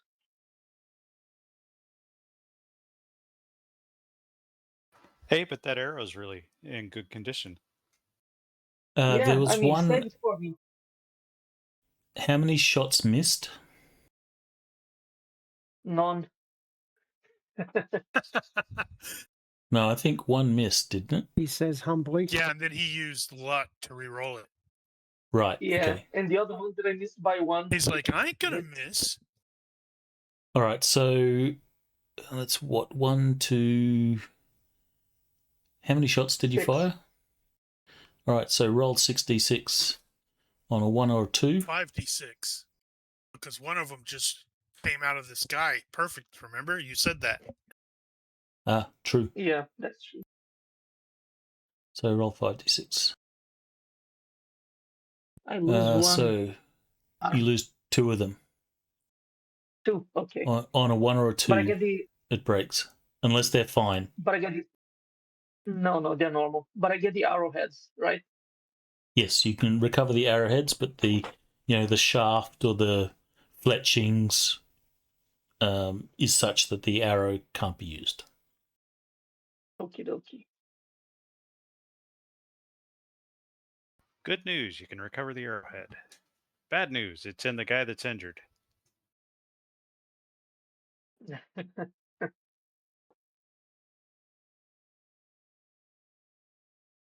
Yeah, Kevin is used with Dragon comment that he's been accused of being a brute because that is the template that I used for Gareth.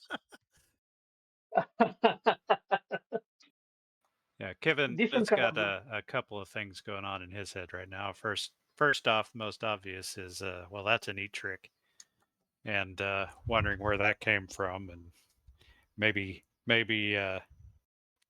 Gareth isn't as full of shite as he initially seemed.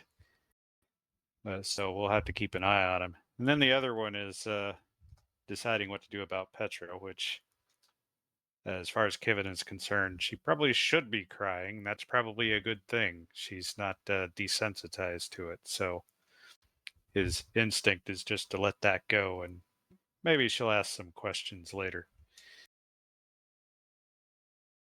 Danjo is a little bit surprised by the fact that there's all these magic users around him now. He's not too sure how to react to them because they might all be priests. Well, the only confirmed magic user is Sister Marin, and she is a priest. Gareth has revealed himself to be a magic user, so there's only two. But priest means something different in the Sunrise Land. Right. You can be surrounded by two people. Yeah. Yes, either side of you. So Petra will spend a lot of time tending to Merc 6. Eventually, Gareth, 10, 15 minutes later, you will just wake naturally with one fatigue, exhausted. And confused. Likewise, this guy will wake completely unharmed.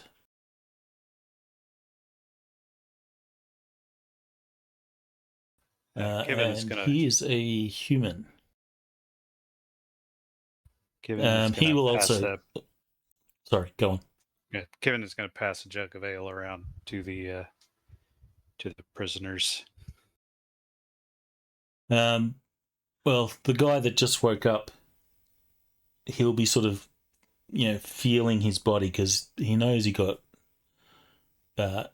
arrowed, but he's got no injuries, so he's, in a state of surprise. But then he will also see the corpses of his comrades, and like the other dude, there is a melancholy that sort of hovers over him. So what do you do? Proselytization. Gareth Make him is a going follow-up. to be asking, what just happened?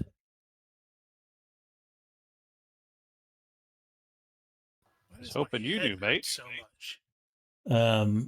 So Sister Marin will be sort of kneeling with Gareth when you sort of come to, and she will say, "It appears that Solvrath worked through you to heal."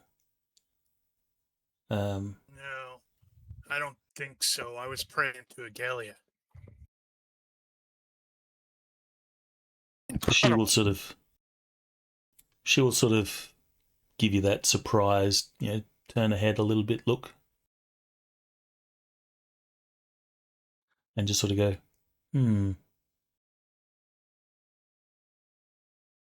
So he will probably try again on Merc 6, but currently I can only do it once a day. So well, you only have one fatigue. Yeah, but that's not going to necessarily stop him from being a dumbass. Okay. It's not going to work anyway.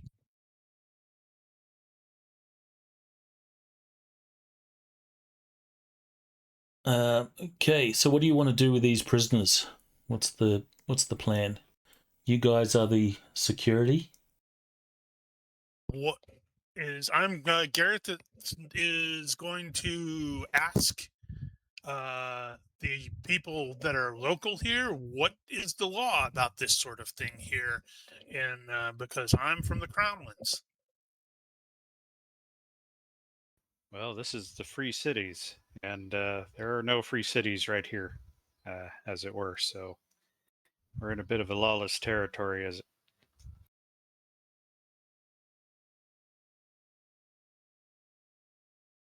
One of the prisoners will sort of quietly, you hear his voice from behind you, wherever you've got them tied up, I'm assuming. Yeah. He says, let us put our companions to rest and let us go. You'll not see us So you can do this again. to another person.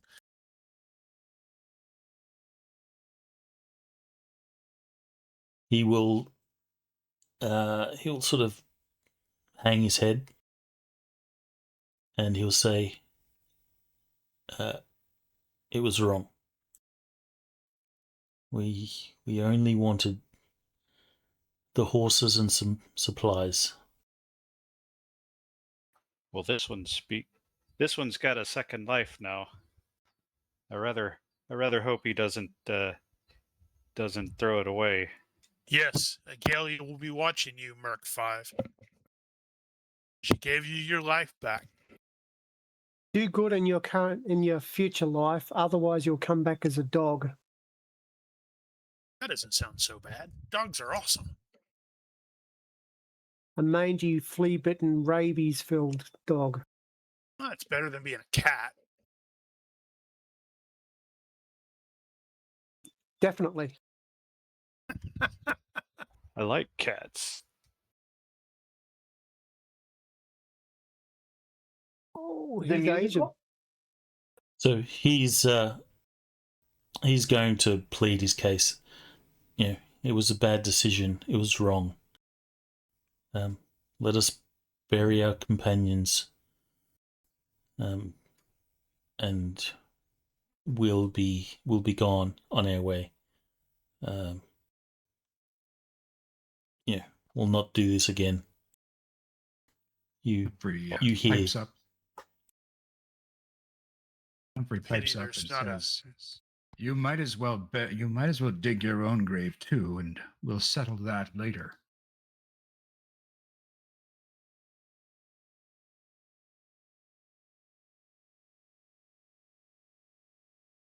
Pity there are no forlorn hope legions around here. Well, I, for one, am inclined to let him go.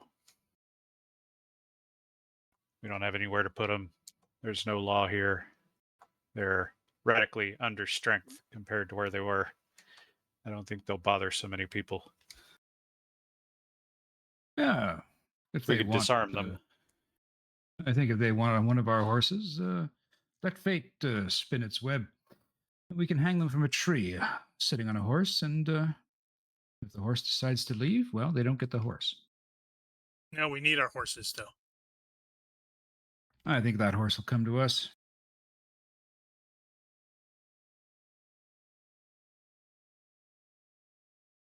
Well, apparently I've just healed this fellow. It seems rather odd to, murder him thereafter.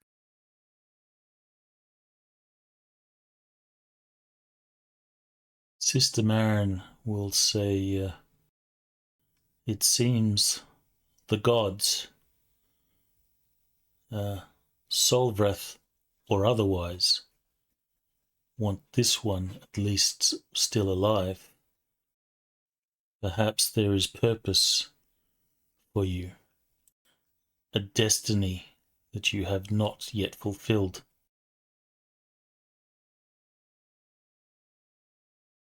And the guy, Hey, I got her to say or otherwise. That's progress.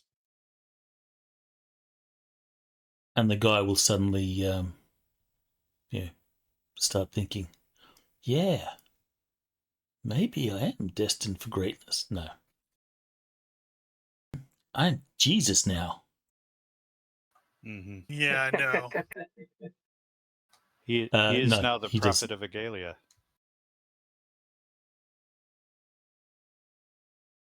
So he will just plead mercy to let them go. If you have charitable, this is a time that you have to roll it. Yeah, that's airy, and he's skulked off to feel bad about himself. Yeah, I'm brooding somewhere far away. Are you in a tree like a proper Batman? That's a good Upside point. down. Well, it doesn't have to be upside down. He's just got to be crouching and needs a long tail coat thing so it hangs down. So Gareth does have Code of Honor soldiers. Does And he? he does have the treat an honorable enemy with respect, but these guys are definitely not honorable. Well, I think Kevin would generally agree with that, but he also sees these guys that they're just mercs, and this is what happens to mercs when they get fired. So, bad decision, yeah. They can't learn from it if they're dead. And they have to watch out over Merc 6 unless they just gank him after we leave. Well, those are bad friends if that's how it goes. Yeah. Yeah. So, I think Gareth tends to agree there with Kevin. It's like, strip them of their arms so they can't ambush the next group and let them, you keep them under wraps until tomorrow and then tell them to go their own way.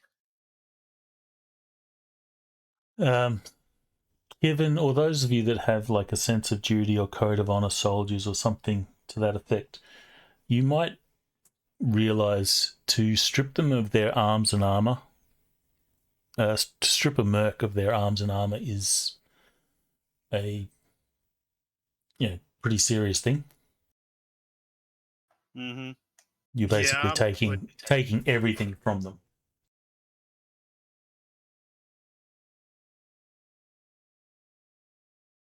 Yeah. So you may want to consider that in how your characters react to it.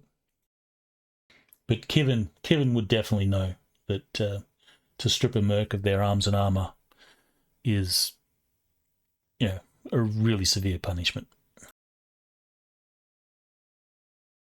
Most people don't walk around in armor. Yeah, they're mercs. They're getting to walk away free. I don't see a problem with that necessarily. That's fair consequence for what they did. Maybe leave like one weapon. They tried to kill us from ambush. Nothing honorable about that. Does Humphrey have body language? Yes, Humphrey does have body language. Please make a Modifiers? roll on that. No modifiers at this point.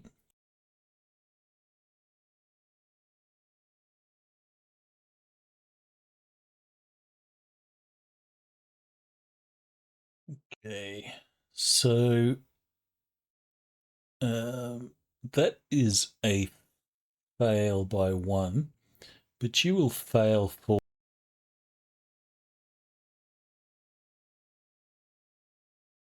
Hello? Yes, hello. You cut off I the- think. Yeah, I thought that I had dropped. This other round sounded rather ominous, didn't it? Just ending like that. I failed foe. That's what it said. Yeah, that's all I heard. Oh, failed forward. Oh, okay. So you failed by 1. So your gut read, while not conclusive, is that they're sincere. they're defeated, and you imagine that they are sincere about, let us go and we'll disappear, and we'll learn from our mistakes. If you have detect lies, you can certainly roll that and get confirmation of what they're saying.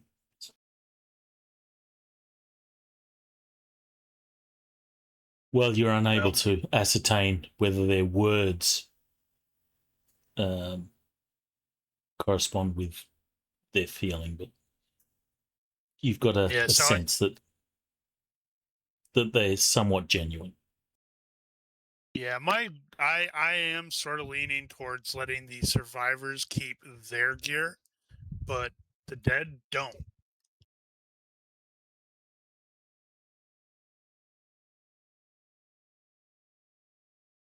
Humphrey's just going to snort. I don't care. And he just walks away. Wow, he's in a grumpy mood today. Yeah, It's because they you shot his loot. You didn't get to mental stun somebody, right? Well, there's nothing stopping him. They're ruining his. They're ruining his sleep time. Well, they're definitely doing that. Yep. So these guys need to start digging some graves for the dead.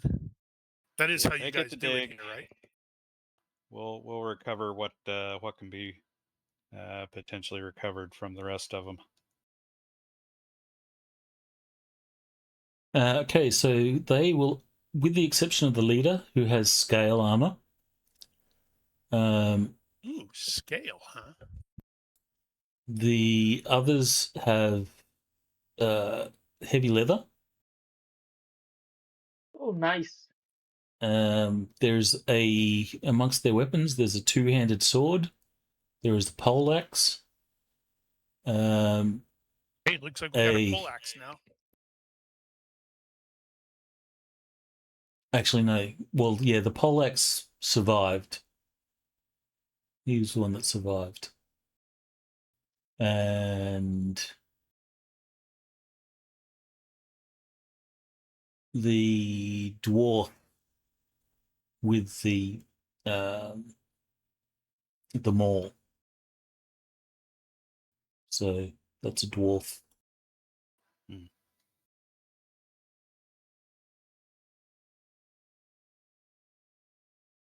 So of the loots, you have a longbow. This seems to be of elf construction. Oh, is this better than mine? Well, it's elfier than yours. Yeah, it has feathers on it. It is just standard quality, but it is of elf make. I don't know. I'll take it. I how that haven't got a compares bow. with you. That's true. Okay, so this is a longbow. Let me drop that into the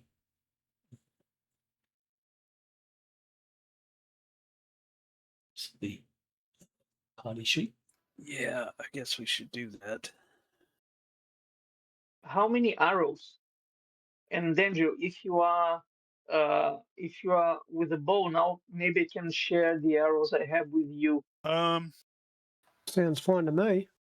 Better check what the strength is on that. So, Dungeon Fantasy 1, page 26, an elven make lets a bow shoot at +2 to strength for range and damage purposes.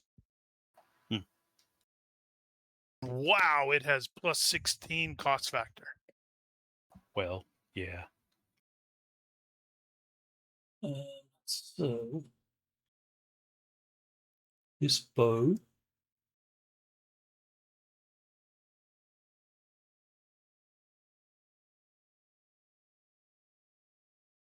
is strength 12. I got strength 11. It's kind of a crappy longbow. Well, did you see the elf? I mean, she looked like she had struck out. That's true.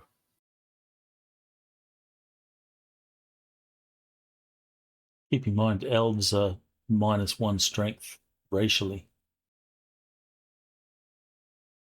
Yeah, so she may have had like that trait or not trait, but the Yeah, perk that the perk strongbow, I think it is. strongbow. Yeah.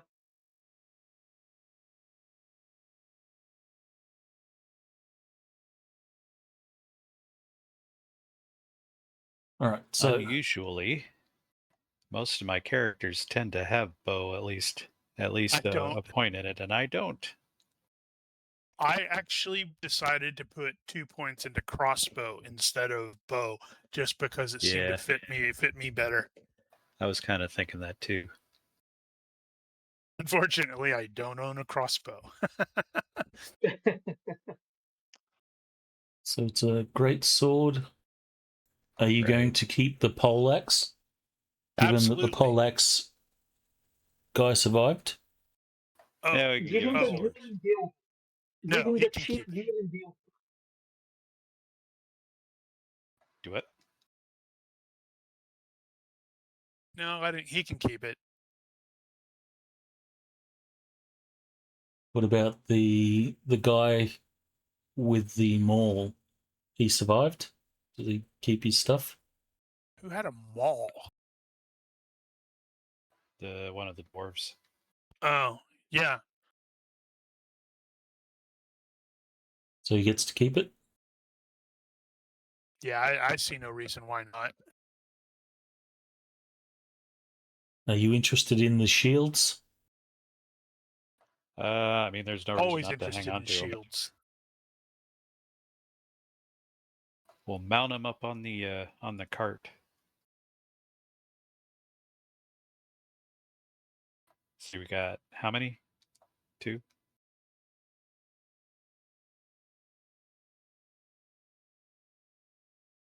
Yeah, I guess I got another thing. Got to teach Petra how to use. Sorry.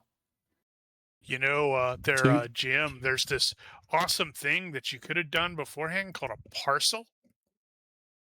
Yeah, I know.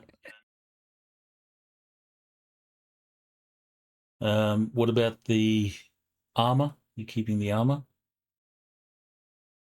And yeah, we'll keep it because we can potentially sell it,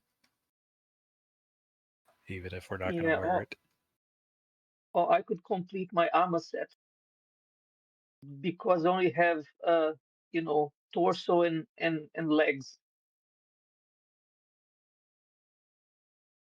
It's going to slow you Then down. how do you pull a bow with no arms? I know, right? With my Actually, mouth. could be a foot bow. No, you still need hands for that. The suits of armor are for strength 12. So you have to be strength 12 to fit it comfortably. That's a new one. No, that's how you work out size. I don't think I've ever actually heard that before. So that Not that means it's they're important. too small for me.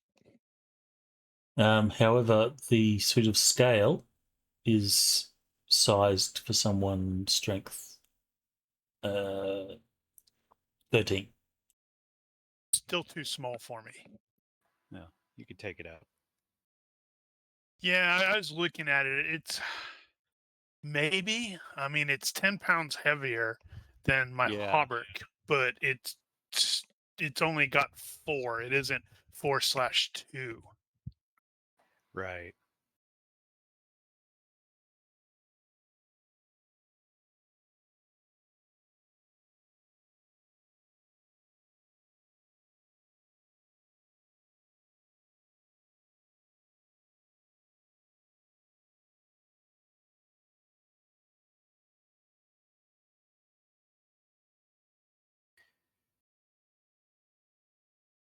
Okay, so those are just the quote-unquote suits. Yes. How'd they end up with 8 suits of armor? Yeah, They that's a good didn't. point. Oh, sorry, 6. Never mind, carry on. So are we leaving the Leaving the the leather. ambulatory ones their armor. Yeah, might as well. Make sure they remember this. Especially you, Merc 5. Galia is watching after you. So that's probably the valuable stuffs that they had, and then they've got personal effects. They will Various request personal effects some of the will vary with the appropriate dead person. some of the personal effects. They will make requests saying this one has a sister in Ardane. He would have liked that she has this.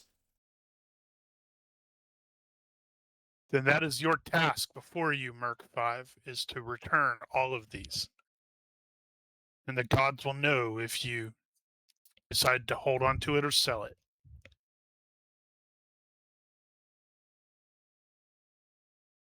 All right, so if they make requests on a few personal effects that they want to deliver, you're okay with that? Otherwise, yeah. everything else is buried with them. Merc 5, that's his name now. All right. I think that covers. So you got a great sword. Oh, no, broadswords and spears. Spears we can definitely use. 2 shields. Yes. Damn, I only have spear. Wow. And the shields are shields, not bucklers, I presume. They're shields, yeah. So it's a broadsword, not a great sword. There was a great sword. There was a great I think sword. that Yeah, was there's a broadsword. the leader.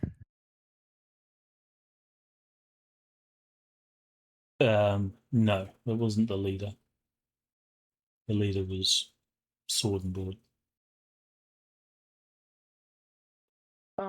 If no one wants the great sword, I think I'll take it. Can you use it? Yep. Wow. That's right, he has two-handed. That's super weird. I'm strong. I'm making use of my strength. I thought it was a bit of an odd choice when he had that on the character and never made any.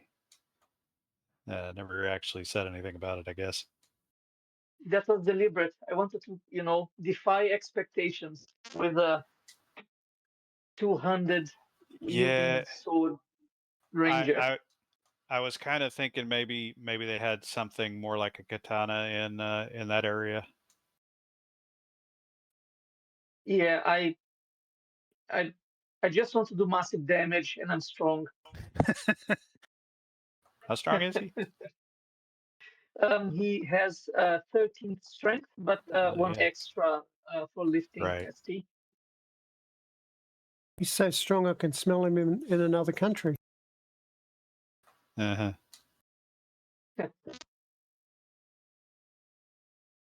So can I have the great sword? Is everyone fine with that? Oh, Yeah, sure. I can't use it.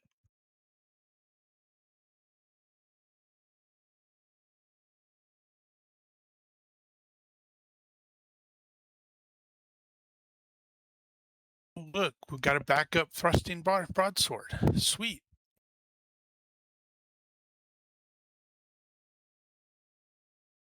Unfortunately, we're going to a place that's short on cash, so selling this stuff won't get us a whole lot. Well, maybe we can pick some people up along the way and equip them with loot from dead bandits/mercenaries.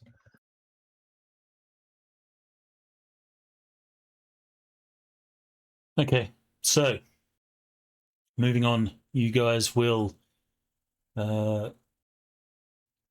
get the healthy ones to start digging a grave, they will do so. Petra will be at this guy's side until such time as she will fall asleep from exhaustion in the wee hours of the Well, Gareth has probably morning. already dozed off because he's down 11 fatigue points. So I she's think by probably this fallen point- asleep right next to that guy. I think by this point, given the current state of things, Kivon's probably just going to stay up the rest of the night. And probably drink. Everyone is going to be down 2 fatigue if you're staying the whole night, down 1 fatigue if you're going to try and get some sleep. And just being fair, Ronnke, I don't think I should succeed my nightmare test. Doesn't make sense. Okay. You always have the option to deliberately fail a disad check. It's called the ham clause. Yeah, I'm doing that. What are your nightmares? That's true. We never asked. Yes, tell us what your nightmare that's is. personal. That's personal. I mean, I'm Arari Boy is remembering the whole chaos of his village being attacked and then coming back and seeing his brother and killing his brother and leaving before the horde comes back to catch him again. So that's his nightmare. Well, Aldrich needs to know because he's going to somehow know and put it in this book. That's true. Yeah. Yeah. So I've had a game that I ran in the past where I had planned, there was a character that had nightmares based on a particular experience they had. This happened to be an aliens thing. And my plan was at one point to start the session with telling the other players to play along and have aliens invade the ship that they were on and basically kill all the other PCs and leaving him as the last man standing. And then he wakes up and, oh yeah, that was your nightmare. Oh wow. I think Awesome. I did that in a Star Wars game. Yeah, you did do that in Star Wars. Yes, I did.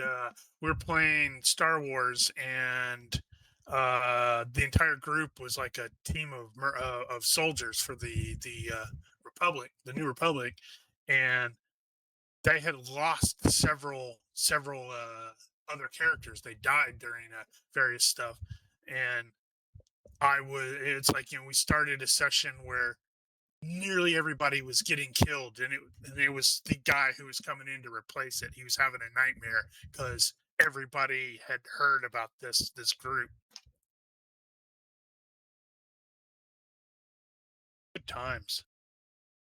All right, so the night will pass. Everyone adjust your fatigue depending on whether you catch some sleep or you don't catch some sleep. In the morning, I guess, the cooking will be done by Humphrey. Does Humphrey have the skill to fix his loot? No, I don't believe so. Is So that there's armory? What would that be? That would be like be some carpentry crafting, I or think. Professional you could, luthier, maybe. Yeah, maybe. Yeah, it'll be a professional skill. You could probably use carpentry as a default. But there is a hole. Danjo Well, will unless he play leaves his the arrowhead in. Danjo will play his flute and help the souls of the dead to roll into their next reincarnation. Running. Where they will hate flute noises. And Gareth's morning devotions are especially devout today. Failure by 5. reincarnate as worms. So you will play your flute in the morning to everyone's discomfort. Sister Marin will approach Humphrey and say, Humphrey, our mercenary captives here, you seem quite intent on extreme justice, and she'll give you a little bit of a lecture on, you know, how important it is to show mercy sometimes. And then she'll ask, could you please prepare a small food package for each of them, enough for them to make it to Stillwater without starving. So Humphrey's a late riser. As he looks up out of the tent, looking up at her, rubbing his eyes, he belches loudly and says, "Yep," and then falls back into his bed. She'll stand at the tent there and say, Humphrey,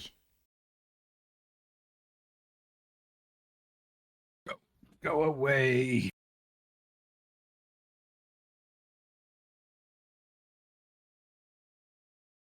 She'll sort of stand there for a bit. You can probably sense the scowl on her face, even though you can't see it. Then she says, as she walks away, we must prepare to leave.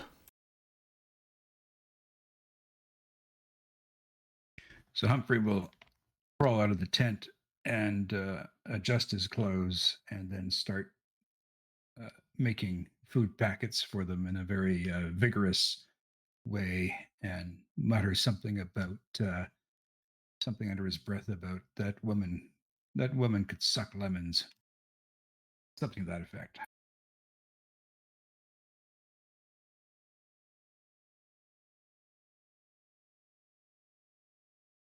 Okay. Do you do it loud enough for her to hear? Oh, no. Smart. All right, so you'll prepare the food packet. Did you do a cooking roll for the morning? I assume you're No. preparing everyone's breakfast, or you're preparing breakfast. Sure. Nope, that was carousing. Has Ari returned to camp by this time? Yeah, like skittering, and I'm explicitly avoiding Petra, even looking her in the face. Okay, well, you will avoid Petra. You see that Petra has sort of fallen, by the time you get back to camp, Petra has fallen asleep next to the guy that she's been tending to. She will, as the camp sort of stirs, she will stir, and then she'll check on the guy, make sure he's still alive, and redress the wounds and such. But you can see that she's, even though she's now awake, she's exhausted. The night has taken a toll on her, physically and emotionally. Yeah, I'm particularly skittish today. I'm not only avoiding her, but I think I'm going to eat my breakfast somewhere else as well. My Rolf, excuse is that I'm scouting ahead. what was because that? because of the slow riser disadvantage, then that failure on my cooking should have been by like another, like Should have failed it by another 1. All right, so things aren't as tasty as normal. People will notice that. But you don't complain when someone else is cooking food for you, so they hold their tongues. But you'll notice sure that. You were in the military? Well, okay. These guys are polite. These guys are Canadian. Canadian Well, it's not accent. being extreme.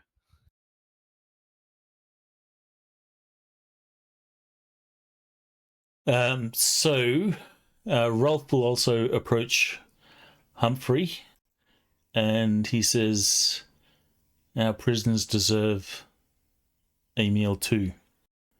He'll grab 3 plates or bowls, whatever it is you prepared. What have you prepared for the morning meal? We'll make it a porridge with a porridge with some nice yummy herbs. That explains the fail. All right, so Rolf will actually take the plates. He'll get you to dish out some porridge, and he'll take it to each of the awake survivors, and he'll take the other and give it to Petra and say, "If this one comes around, see to it that he gets some food in his belly. They'll need it." He's going to go join Petra and offer to try again on this guy. Go for it. Okay, so Think he's you figured trying it out? to not suck up all of his fatigue because we're going to be walking today. So I'm shooting for 6, which would be 12 points if successful. You got an audience now. Kevin's watching this. Like, okay, how does this work? Oh, 6 up by 0. So as you, kneel down beside the guy, Petra will sort of, give you room. She realizes what you're trying to do because she saw it last night. And then again, she's stunned as your hands will glow and the wound will heal. How much did you heal him? I use 6 fatigues, so that would be 12 points. 12.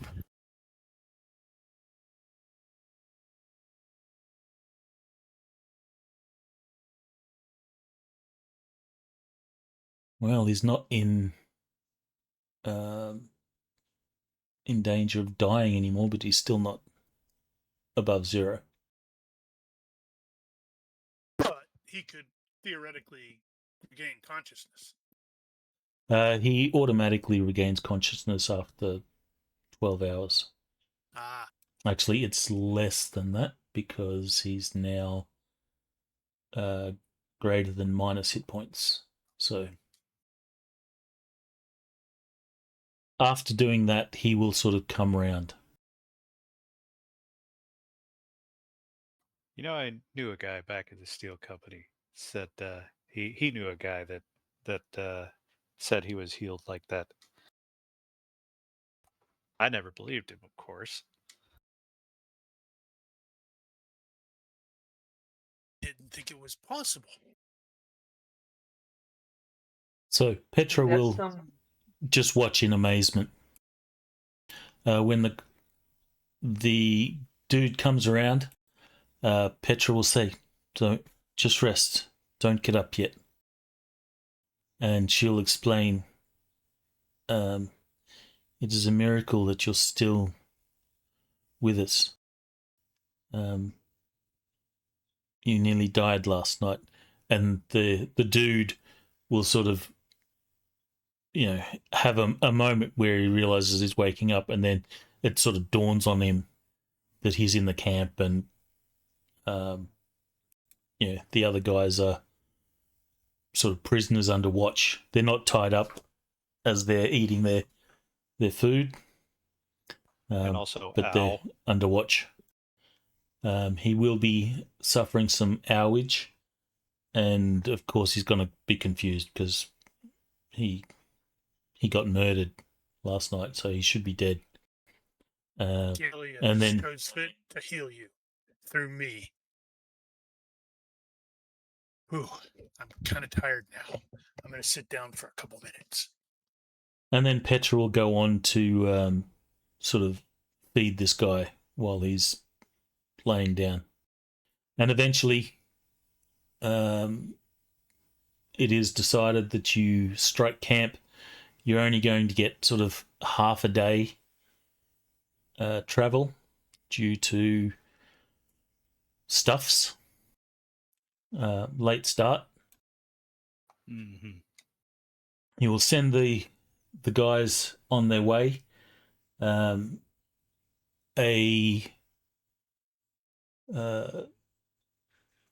So he's at -3, so he can still limp. So he'll limp, being carried off by his buddies. Actually, his buddies will probably create a stretcher for him, and Or whatever. they'll disappear east along the road, defeated. The prayers are said to the graves of the fallen, and then you guys start your way north. Does Humphrey, when you give them the food parcels, does Humphrey have any words to say to them? Humphrey says, "Enjoy. Now get the hell out of here." I thought you were the super likable person. Not in the morning. Not when they damage my loot. Not when they try to kill me. Got up on the wrong side of the bed. Wrong side of the tent. All right, let's see how the weather is for this day.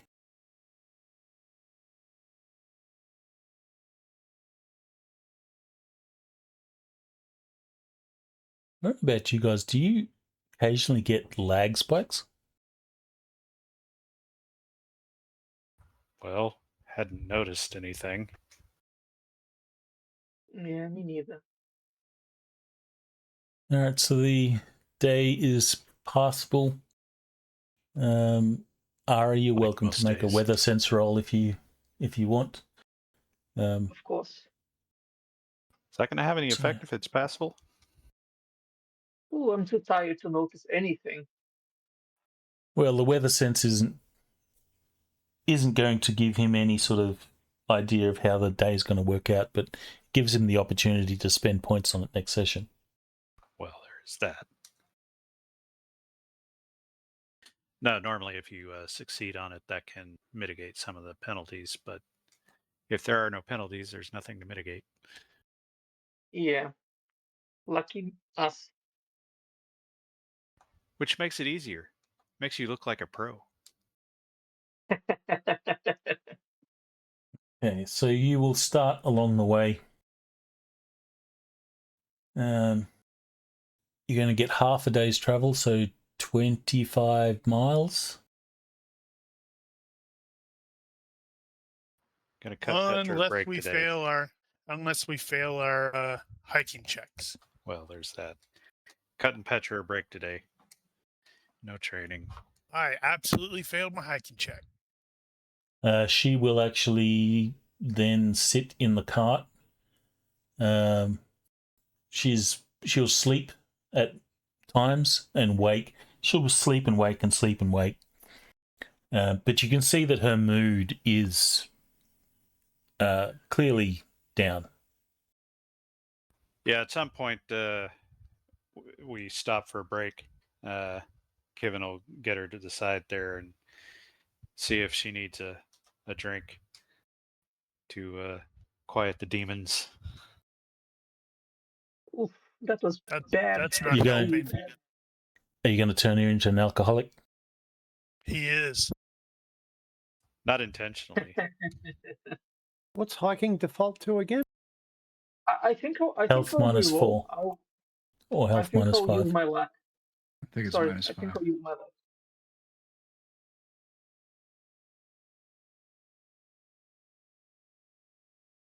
So your margin of failure will be the fatigue that you take.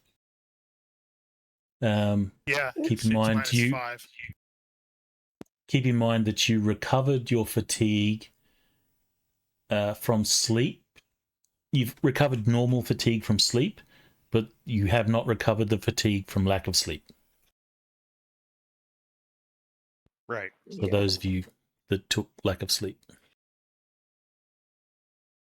All right, so Ari, your best roll there is 1, so you'll take 1 Failure by fatigue. 2. I think you should take the critical failure. No, you get confused. That's danger. I failed by 2. Right. Yeah, Okay, so you'll take 2 failure. fatigue. That would be very fun. So your margin of failure is your fatigue. Adjust that yourselves. Mhm. Work out your camp. You can make another roll. Well, Humphrey's probably feeling a little better because he's realizing he's not quite as winded as he was. Exactly. My mood is improved. I'm singing a song. I'm rambling on with tales. Every now and then you play a tune on your lute, and you swear that it's a little bit out of tune. I don't Or know. it doesn't. I think It doesn't have the better. fullness of sound that it used to. Doesn't sound. It's irritating. It's irritating. Now but, it's got but style. it's irritating, but I'm very proficient. It does not compare to the irritation that you get from Danjo and his flute, because this is actually out of tune. Because he keeps playing off key. That played well then. Yeah, he succeeded now. Okay, so do your survival planes. Finally, I can use without a penalty. Yay! I was totally expecting you Alright, to roll so- an 18 there just because it would have been so appropriate. You're like, I don't have any penalties this time. Crit fail. That would be hilarious, right? Okay, so you get to choose your 2. I assume one of them's going to be comfort. And I think it was Yeah, the standard I think we set on set lines on of sight. Right. Yep, exactly. All right, so Speaking of which, the next night passes without event. Everyone will get their full fatigues back. I'll roll my thingy. Yes, roll for your stuff. Gareth is pestering Aldrich all Nice. day about the, people that can do this healing, what he knows. Of course, during your travels, Aldrich will be asking you questions and trying to document this in a scholarly fashion. Where I come from, people that can do this are all eunuchs. Well, I'm not You sure? You might need to be. quite positive, and no, I don't. I don't want to go where you're come from, dude. Exactly.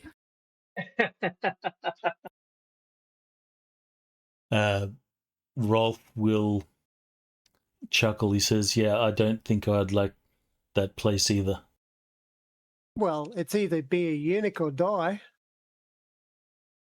I'm going to choose option 3. Stay here. let's Rolf, just not be magic Stay people. here. Rolf will say, I'm not sure which is worse. Isn't he supposed to be like a priest? He's a priest, but He's a deacon. He's a crusader. Holy, well, not necessarily a holy warrior in the dungeon fantasy sense, but he's the militant arm of the order. See, I'm going for holy warrior. Next purchase is holiness talent, which is a funny mental image. Give me a weather sense roll, please, Ari. Now I got it by 5. Okay, so ouch.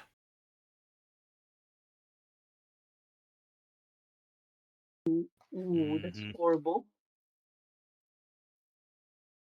So while it doesn't look like it's not raining immediately, but you can see that up ahead, if you continue your travel, it is going to be likely a storm.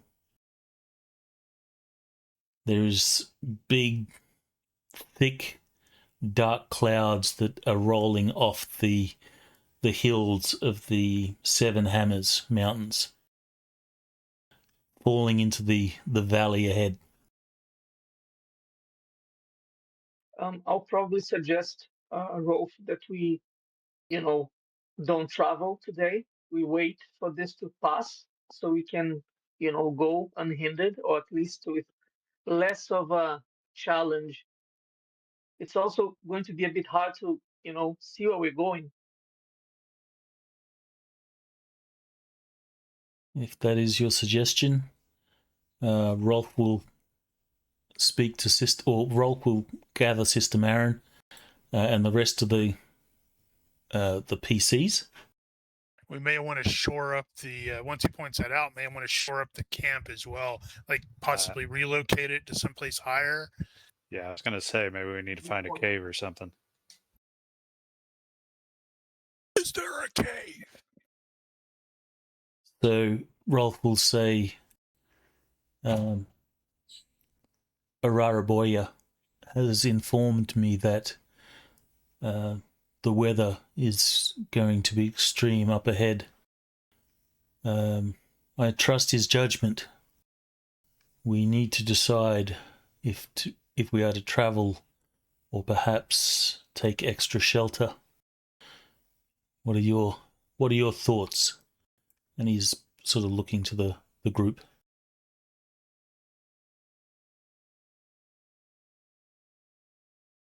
Yeah. I don't want to travel in that crap. I think we could probably use an extra day off here. Let the horses get some additional rest as well. But yeah, if we can find a better spot to ride out the storm. Sister Marin will say,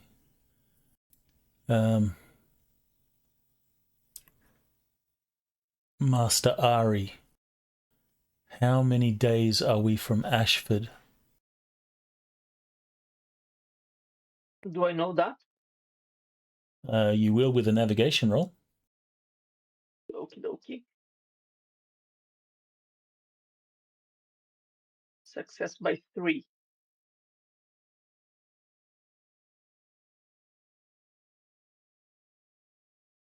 I guess Gareth is working that out.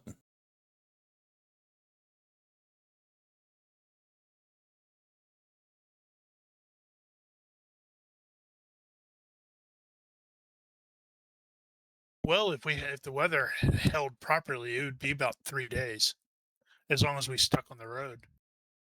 But clearly, the weather's not going to hold properly. Yeah, so I tell her, with fair weather, about 3 days, but I can't guarantee the weather, so might take a little longer. But at least we're quite close. Yeah, I didn't think about doing that. How do you do that again? Alt drag? Alt drag. So 177 miles. So 4 days assuming good travel. Yeah, that's what I tell her. If we have good weather, which it doesn't look like it now, but we'll see. 3.5 days, actually. So we'll be And- arriving at Ashford on the middle of the 4th day. I give them 4 And- days. Let's give them like half a day. Yeah. 4 days. Then I think 4 days. Master Pennyworth, how are our supplies for the remainder of the trip? Do we actually know what our supplies are? We have a table that will tell you. Do we? Yes. Oh, right. Which one is that going to be? Amount?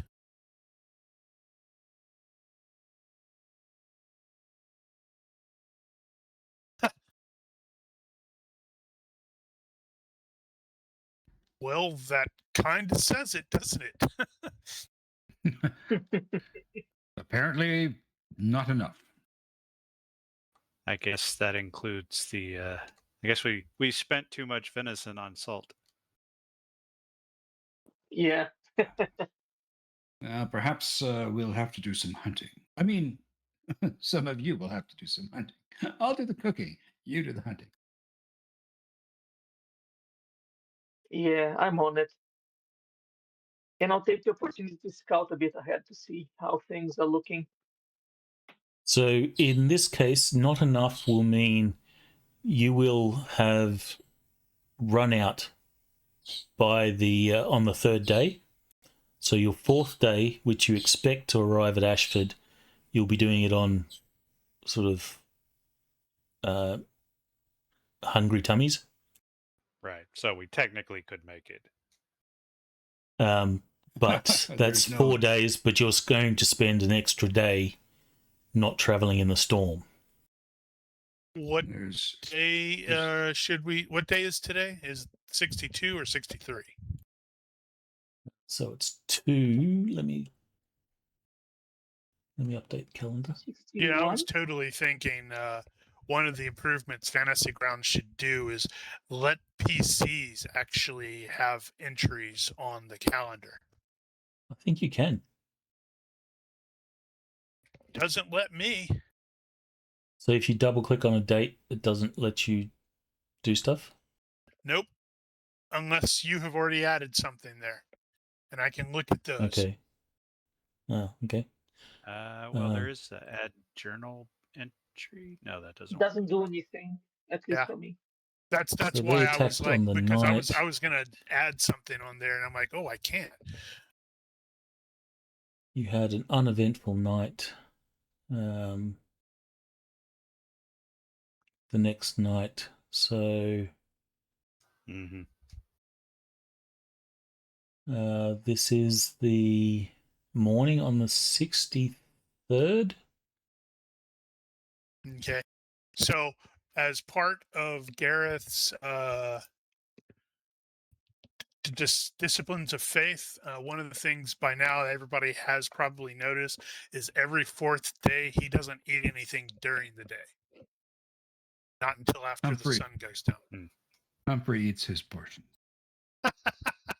Well, he'll eat something after the sun goes down, but once the sun comes up, it's like a sort of fasting day.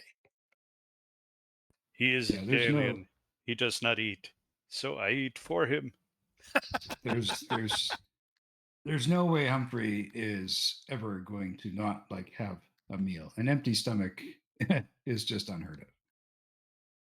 Yes, well, you don't have disciplines of faith. So that doesn't change your supply situation any because Humphrey takes up the slack?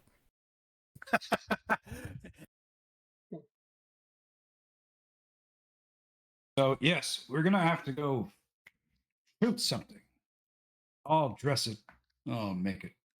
That's what we need. Well, so if we stay, apparently we just need to run a herd of something by in front of Ari, and he'll just kill them all in 1 second. I take offense at that. Oh God, you so offended him. Sister He's gonna Marin. kill you. Sister Marin will say, so our supplies will run out on the third day. We intend to stay another day, so that will be 2 days without food if we sit out this storm. There's plenty of grass out there. We're not going to make it all that far in the storm anyway. I can still go hunting. Rolf looks at Danjo and he'll say, last I checked, we were not cows. Or horses. Maybe you were in a past life. Right. That doesn't help us in this life. Well, maybe it does. Who knows? He will say, well, by all means, Danjo, if you feel you can eat grass, then eat grass. It might stretch our supplies a little further. Yeah. Kevin's turned around and got a bit of grass in his mouth, and he's like, chew, spits it out. Nope. Guess I wasn't a cow.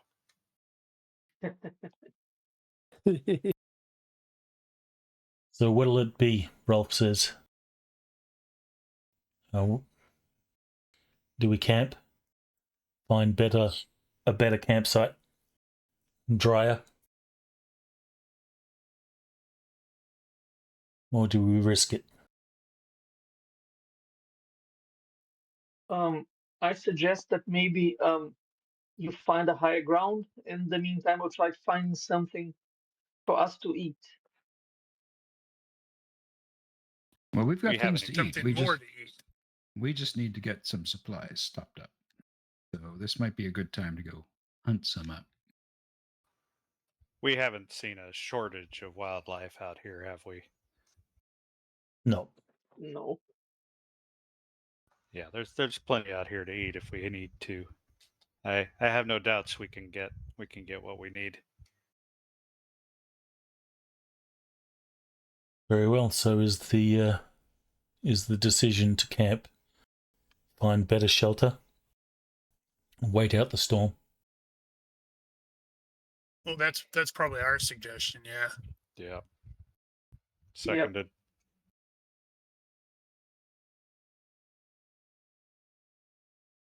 Then Sister Marin will say, well, it is decided. Master Ari, please secure us a better campsite.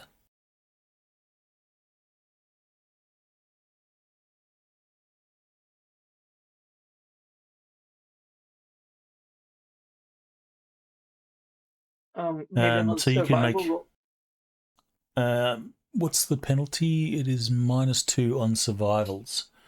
So Yep. give me a -2 on your survival.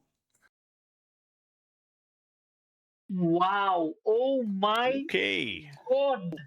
Wow.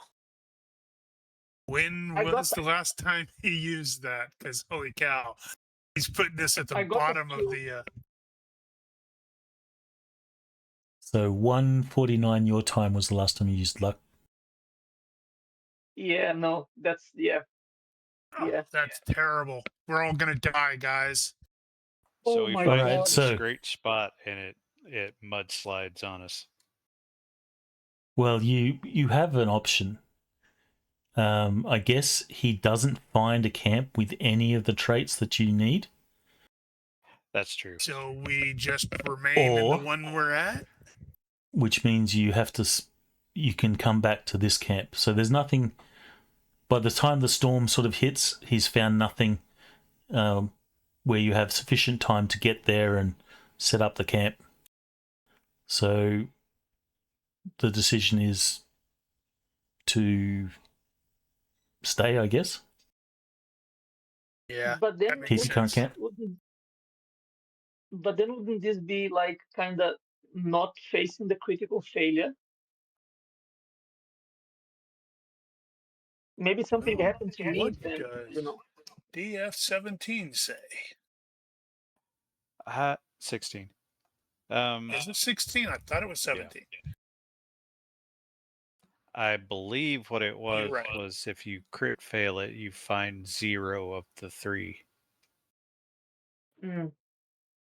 But then we would lose the other one. I think that would make more sense. I don't know.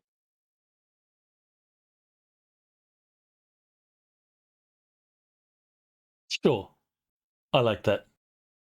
So you don't have time before the storm hits, you don't have time to go out, find a camp, come back, strike camp, and then reset up camp. So you try and risk it. You strike camp, set out, hoping to find a better spot before the storm hits. Unfortunately, you do not. So it is a miserable night. Sorry, everyone. The storm hits, and it is a rainstorm. The likes you have not seen in a very long time. A tree nearby is struck by lightning. Everything is wet. You can't get a fire going. Nothing like that. So you're eating either wet jerky and bread and cheese. Let's see. Humphrey, you can make a cooking roll at -2 due to the weather conditions. Fortunately, there's not a lot of wind, so your tents are managing to at least keep some of your stuff dry.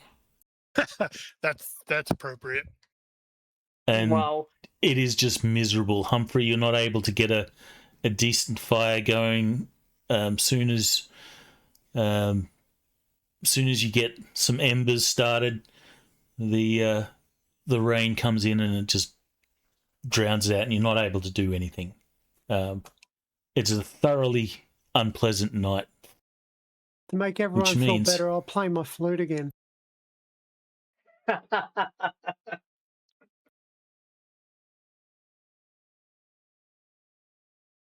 at least someone got something right.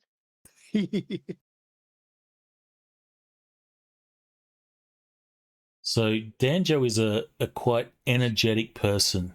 Even though it is miserable, he's happy and playing a flute. Everyone will wake in the morning with a -1 fatigue. And if you have bad temper, things like that, you can definitely make a roll to see what your mood is like. And it's definitely a stressful situation. Woo!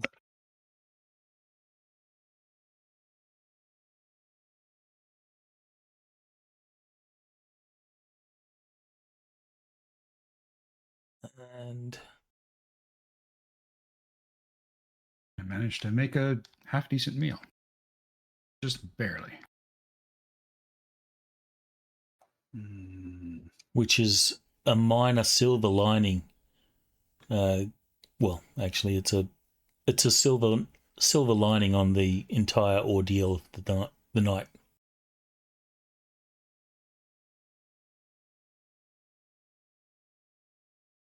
Let's see, how is the weather the next day? All right, passable. Weather sense. Wow, what's wrong with me? Well, you've only got a 10. So Least you at didn't get a present the weather is passable. The rain seems to have gone. The roads and such are going to be wet and muddy from the night before, but you're not sure. You can't really tell how the weather's going to turn out for the remainder of the trek.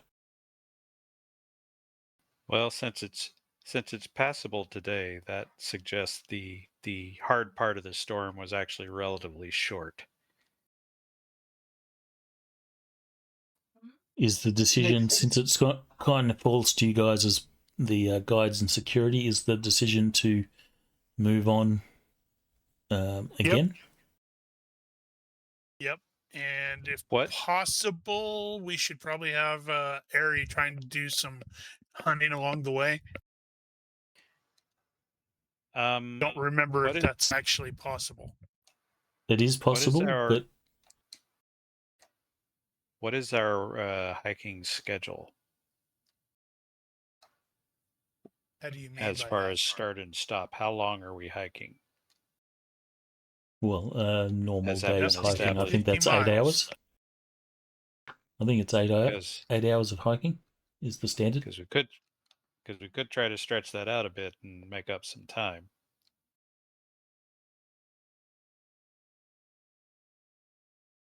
This is true.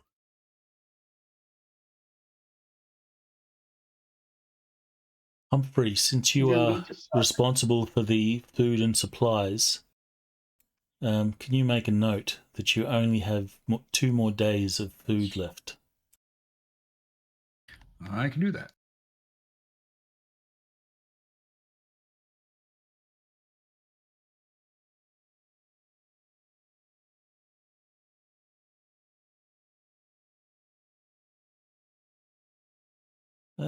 Okay.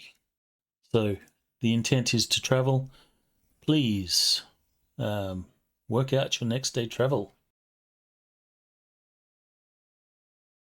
Oh, yeah. Here's to hoping.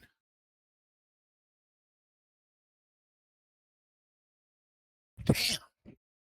Having some rolls tonight.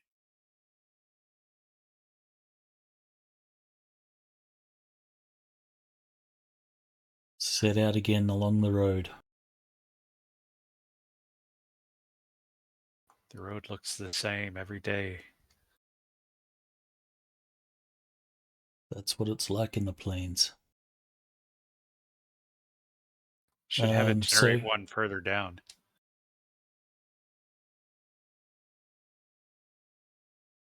Yeah, actually, we should be clearing the Well, lots of clearing the failures. foothills by the end of the day. So, there's lots of failures there. So if you failed, your margin of failure is the amount of fatigue that you take on top of the one that you suffered from lack of sleep. Mm-hmm.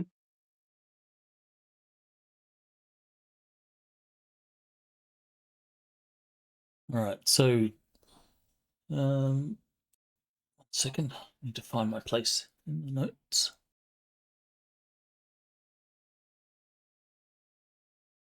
Actually, let's take a couple of minute break, not quite 5 minute break. We'll take a couple minute break while I set up the next scene. Okie dokie. All right. Great. We're about to be Um, attacked. Of course you are. Not. All right, going on break. Roger.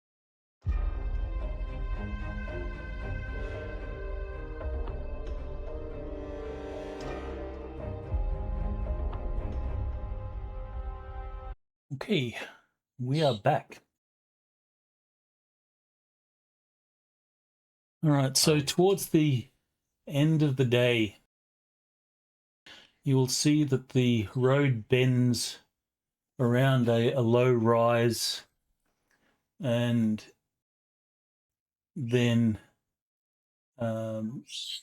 passes beneath some ancient oaks. The plains are beginning to forest up a little bit more, and you will come across an oak tree, and beneath that tree is a small roadside shrine, is a weathered wooden post.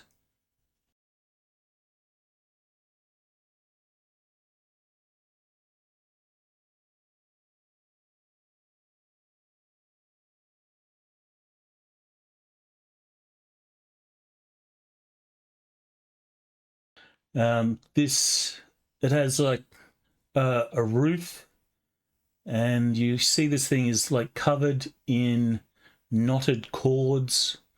There's horseshoes, feathers, cloth, all sorts of stuff that has been left behind by travellers. You will all recognise that as a shrine to Thren.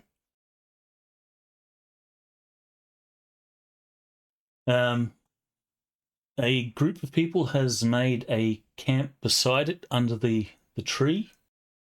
There is a heavily overloaded wagon that rests at an awkward angle. One wheel has been removed. There's bedding, furniture, sacks of cooking pots and all that sort of stuff around the camp. The wagon itself is pointed towards the east direction on the road.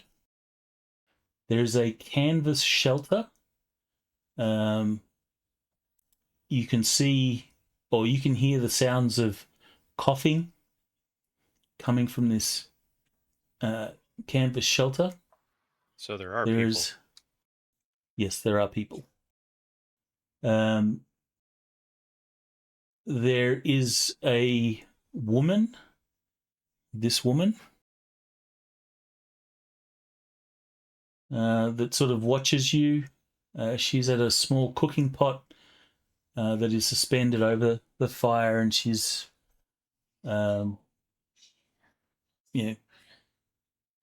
tending to this pot. There is a man beside the wagon that sort of looks up at you as you approach.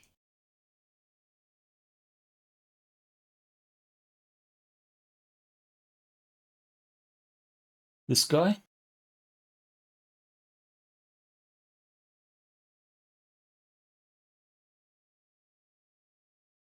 Wow, those look modern.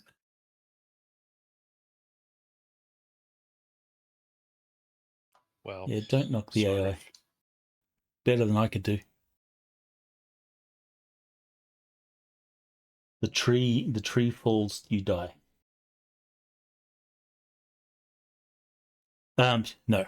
So, the man looks up at you, and he will say, "You heading to Ashford?" Ari, you're the first one he sort of encounters since you're scout or point man. I don't say anything. I look at Rolf to see if he answers. Well, so in that case, they're like 50 yards behind you.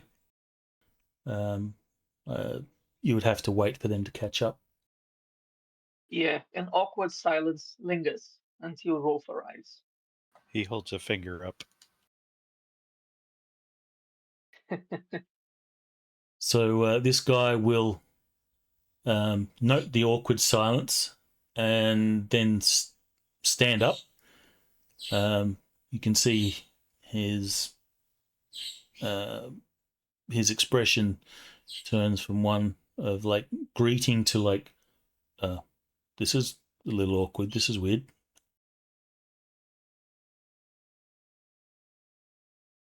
Rolf, well, the rest of the party will sort of catch up. And I just signal to him with my head, like, this dude wants to talk. Somebody come talk to this guy. He will notice that Sister Marin is on a horse and she's in robes. And he will say, "Sister, it is nice to see one of the order on the road.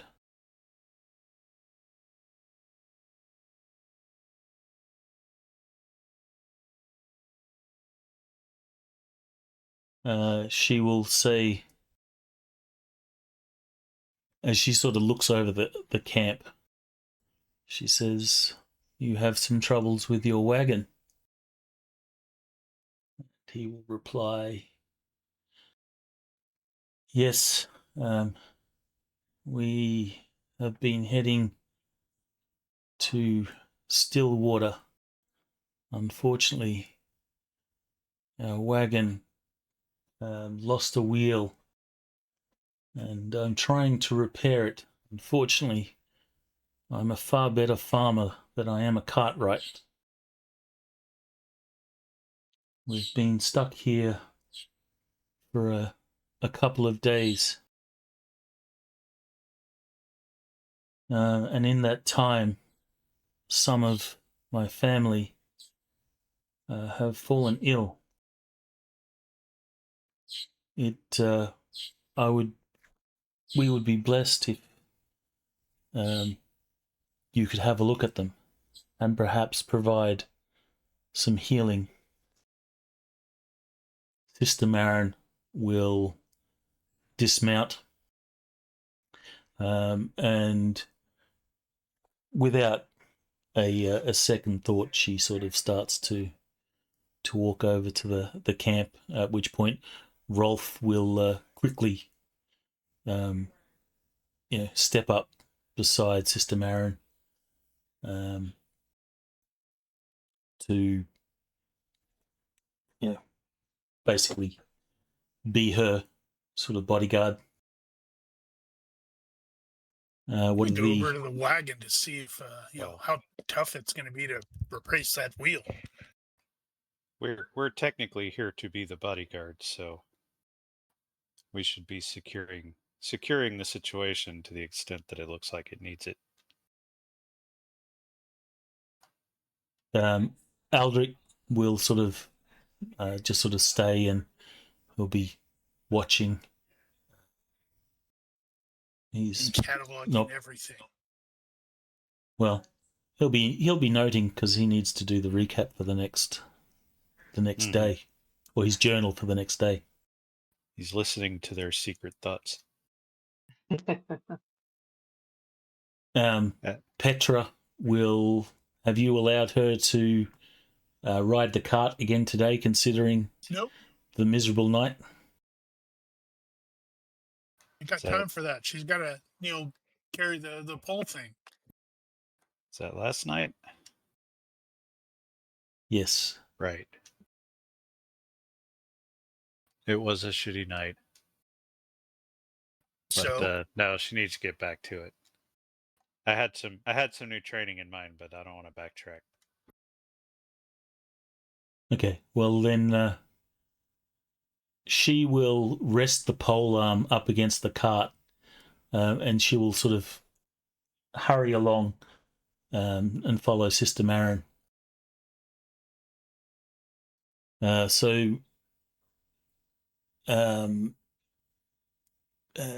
Gareth, you look at, you go to the cart, and you can, or the wagon, and you can see that you can clearly see the wagon is probably overloaded, so that the wagon is, you're not a what do they call it? What's the skill? Cartwright? No, for packing. It's packing. Is it packing? I thought it was. Yeah. It had another name. It's packing. Anyway, it's packing for animals. It may actually be freight handling for the vehicle. But you don't need to be, a professional packer and stacker to see that this cart is overloaded, and it's probably the reason why it has broken some of the spokes in the wheel. This guy has tried to fix it, but you can see that there is a number of repeated and failed attempts on the ground next to him. Fortunately, don't have that skill either. I have Teamster, but that's driving it. Well, it probably has a default there. Given is not going to look, and he is just going to sort of turn his head enough to speak back to Petra and say, "Where's your primary weapon?"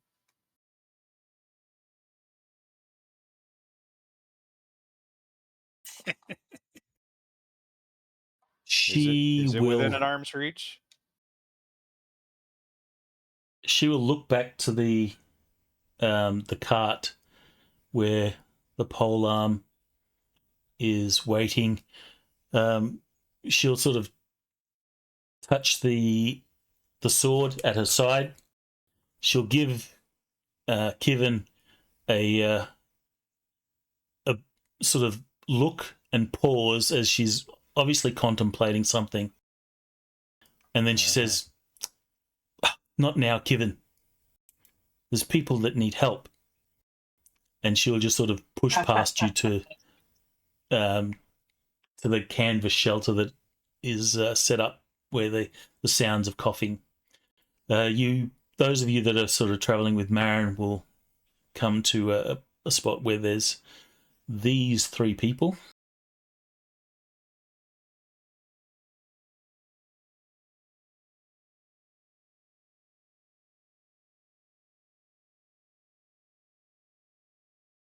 Wow, they do look pretty miserable. They are clearly sick and looks like they're suffering from fever.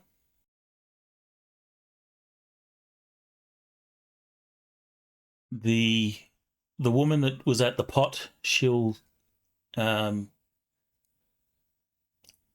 up with that pot, and you'll see that the pot is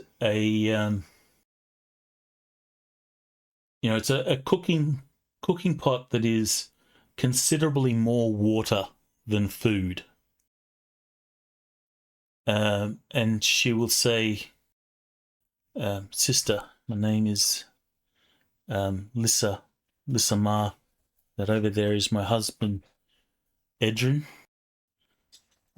These three are Edrin's mother, Elsa,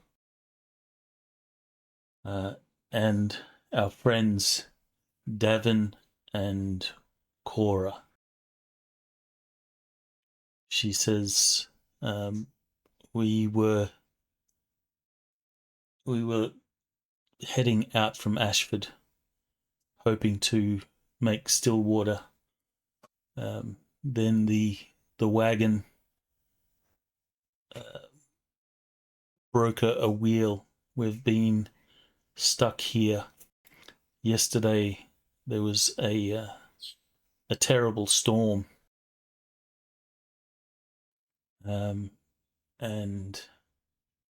I'm afraid that my mother-in-law and these two have come down with a fever. I've been doing the best I can to tend to them, but unfortunately we have been delayed, and our reserves of food and supplies have run low as we encountered a delay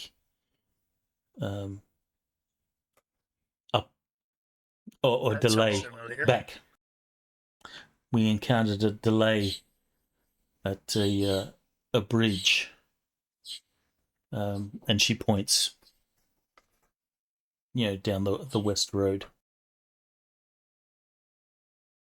You're having a real hard time getting that out. And she says, "I hope there is something that you can do for them."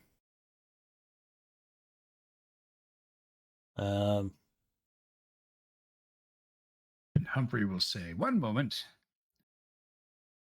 Let me look at your pot there for just a few moments. Come back to the fire, and I will grab my bag of let's see, some herbs and some mushrooms that I found. Yes, and a bit of meat. While he's doing that, Kevin is going to ask quietly, Matron, if we can borrow insert horse's name here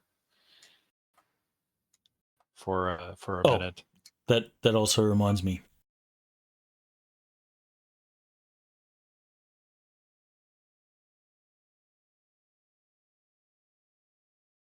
And then he left.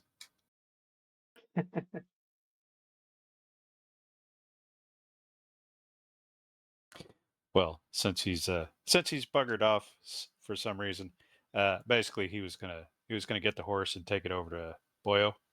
Say, take the horse and run the perimeter about a mile out. See if anybody's hiding out here.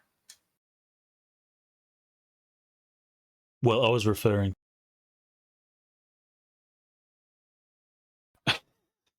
Yeah, What's going on? There is weird stuff happening. Yeah, we're not hearing anything. I heard there's weird stuff happening, but Well, other than that, Yeah. Okay, so what was the last coherent thing that you heard? that reminds me. That was the last coherent thing I remember hearing. yeah. Yeah. What is going on? So what is the skill to actually repair a wagon like this? Is this Carter? carpentry? It's probably a professional skill carter of some kind. Well, carpentry I'll- specifically Carpentry probably states. help. I'll try this again. Are you guys hearing me coherently now? Currently. Yes. Okay, so what I was saying is they have a horse. The horse is not really in great condition either. It's obviously been overexerted and underfed oats, so it's only been sort of grazing, which you would know horses can't really graze and travel without having some sort of effect. So they can't do both at the same time. So their horse is not in great condition. Right. Ronnke, do I hear that thing about the provisions running low for them? Yes. You would probably hear that if you're anywhere within earshot. Okay, in which case I will approach Rolf and I will say quietly, it's high time for me to go find something for us. I could get something for them as well. You guys are going to be here for some time, I imagine. So I guess I'll do this in the meantime. Okay.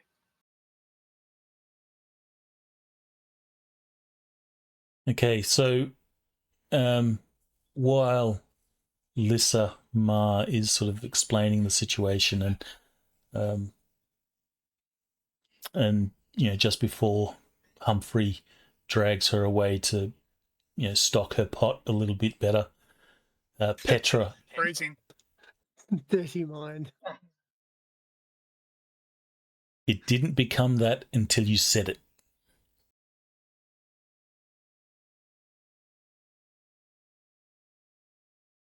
He laughed first, not me. Carry on.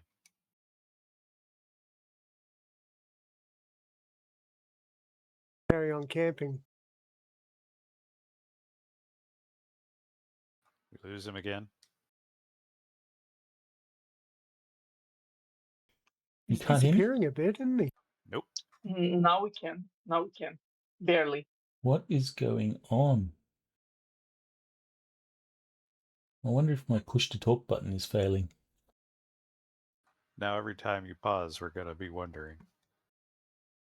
Every single time.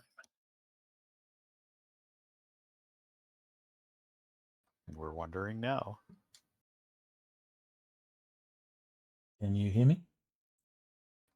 That Yep. time, yes. Okay.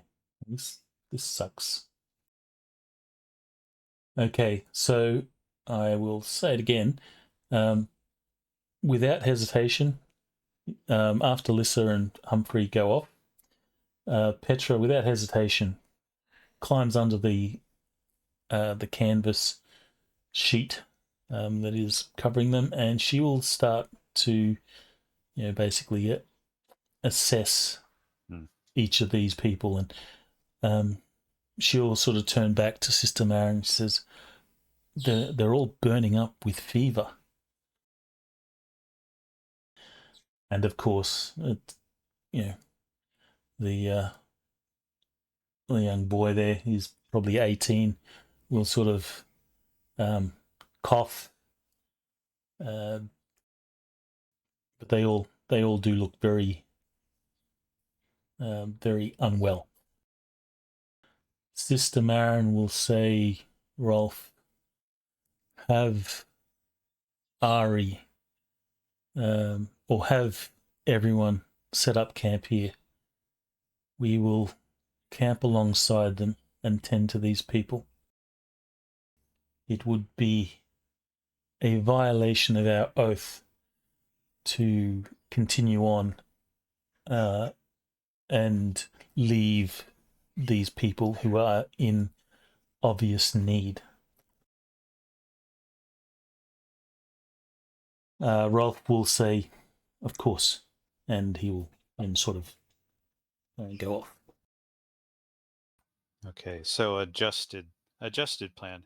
Now Kevin will ask Matron about the as yet unnamed horse, and let her know that he wants to do a quick circuit, check the perimeter, since Boyo is planning on heading off to go hunting.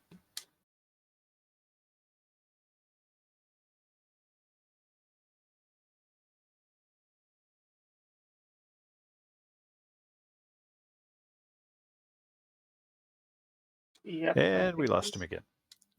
Yep. Damn it. She will say, "Of course, given what we have experienced the last days on this trip, I think it is wise." Yeah, so he'll get right to it. Just like within sight, circuit, maybe half a mile. And he gets taken out by a mysterious arrow fired by Ari. Ari, do you have the riding skill? Nope, I cannot ride. No, that's Kevin. Okay. That's doing Kevin's the doing writing. that. Oh, sorry, Kevin, you're going to do the perimeter. Yeah. All right, so you have Ari's riding? hunting, I'm riding.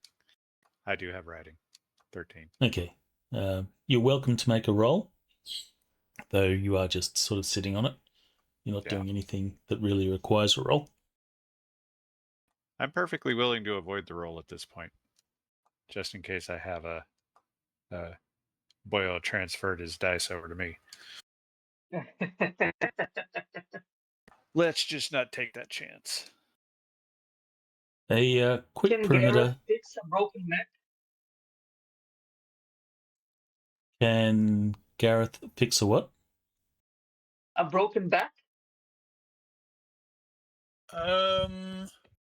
Maybe. Well, so maybe roll.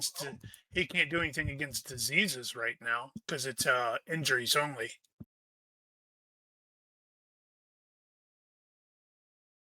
So you'll be fine rolling a critical failure. Right. No, we'll skip Okay. that part. So, Kevin, you will do a quick perimeter, and as far as you can see, it is all clear. The there's nothing that really is cause for alarm. This is not an elaborate trap. Well, how do we know until we check? Horse probably needed a good run anyway.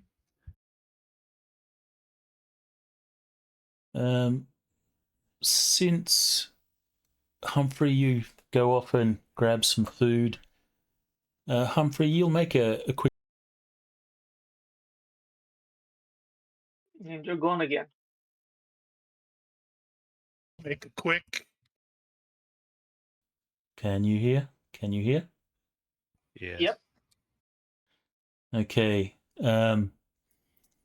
Humphrey, you will, as you sort of go off, you'll make an observation that the Shrine of Thren, which is commonly things have been left behind for people to,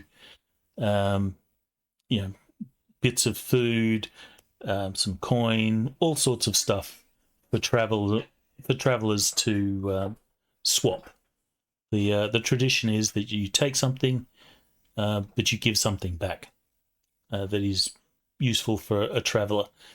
You will note that all the foodstuffs from this shrine are gone. So you would commonly expect there to be something, bags of flour or whatever, but you can see that either this shrine is not very well attended by travellers, or you suspect these people have basically depleted what was there.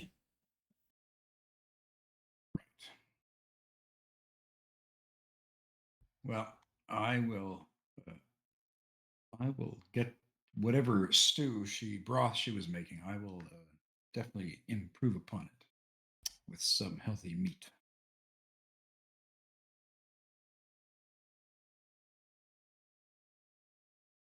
As you offer her the meat and put it into her pot, you can see the look on her face. No need for body language or anything like that. There is a real sense of gratefulness, and she says, "Thank you, thank you, good sir. Things have been tough since we left Ashford." I can see that. However, fear not.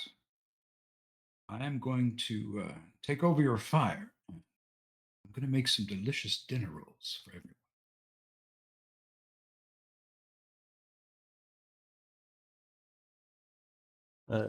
He will gladly step back and allow you to do whatever it is you want. She says, "Is there anything I can do to help? Your kindness has left me very grateful." Well, let me know what kind of songs your friends in there would like to hear. I know a few good tunes they might enjoy hearing. Down with the sickness.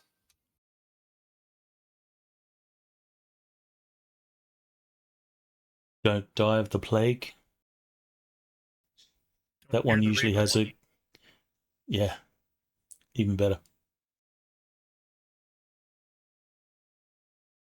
So I'll make some amazing biscuits. Yes.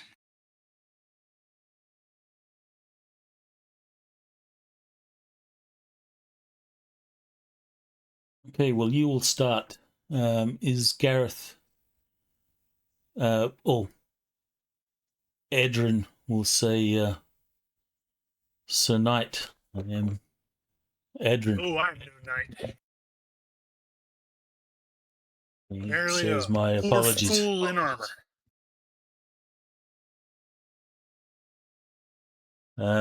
He will look down at all his failed attempts and he says, I've tried to get this wagon rolling again, but I'm afraid, like I said, I'm a far better farmer than a cartwright. And he says, by any chance, is there any of your number that knows how to fix a wagon wheel? I do not know. We'll have to find that out. And that does go to what is that skill to do that? You could use carpentry. I would allow the teamster skill at a penalty, and I'm much sure of a that penalty? there would be a cartwright professional skill. Is that Dex or IQ? I would think it's Dex almost. Probably IQ. I would say it's an IQ based skill, so it would be IQ based teamster. My thinking here is Teamster's already IQ based. I kind of wonder if Aldrich might be brainy enough to do a bit of engineering here. It's like him or possibly Humphrey, because I know Humphrey has a really high IQ too. He's a maybe, yeah. Yeah, because I'm looking and I don't have carpentry or the professional skills, so default carpentry is 7.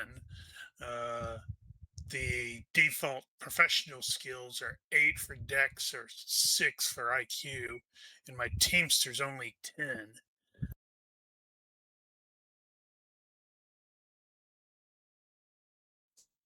Okay. In this case, extra time is certainly something Right. that can be Right. factored Yeah, in. I wasn't counting on that yet. I was just trying to what would be the penalty for a Teamster? I would say a -3. That's the usual penalty for electronics ops to do the repair thing. So Okay. I would say that sounds fair. If I take 5 or go for the +5, that would give me a 12. So that's potentially doable. It's just going to take a really long time.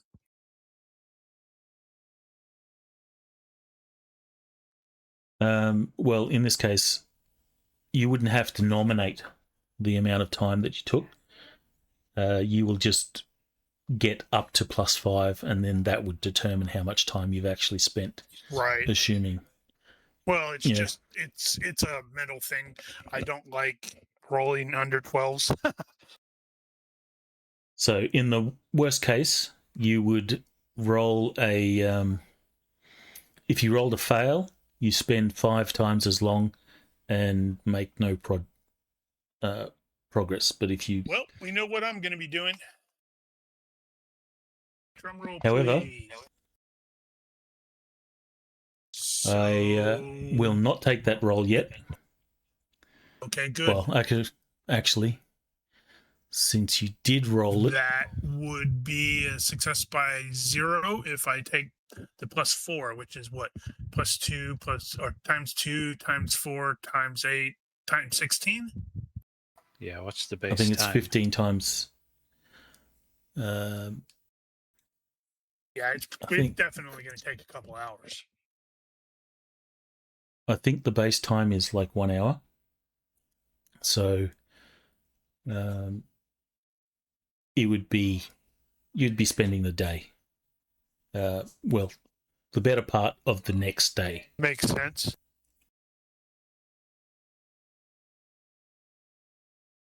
However, we are on time. And with Ari disappearing to go get some food, Kivin doing the perimeter, Petra doing some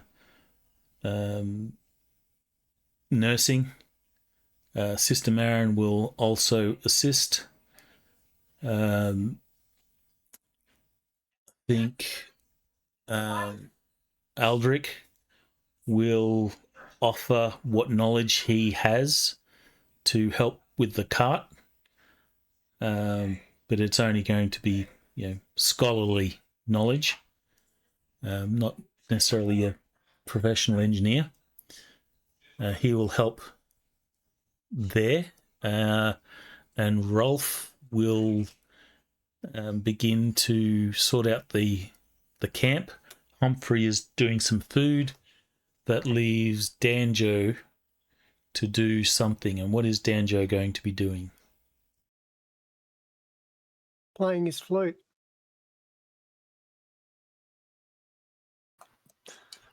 Then Rolf he might be will intending on entertaining. Rolf will say he'll sort of stop in front of Danjo and give him something of a disapproving look, and he says, "Make yourself useful. Help me set up the camp."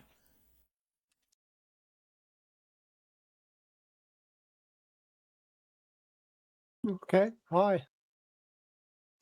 Sure.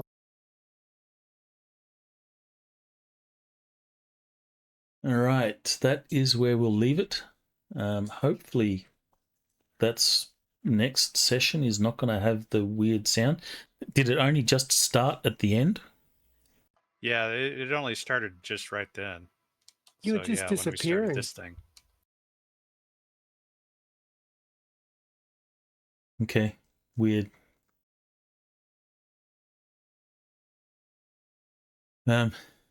Hopefully it's not my mouse. But then again, I did say there was weird lagging stuff happening, so maybe that's related. Now, do you have a push to talk on the mouse? Yeah, I'm using a mouse button for push to talk. Yeah, it could be a button shorting. All right, so we'll leave it there. Everyone will get 2 points. Yay. We will pick this up again next week.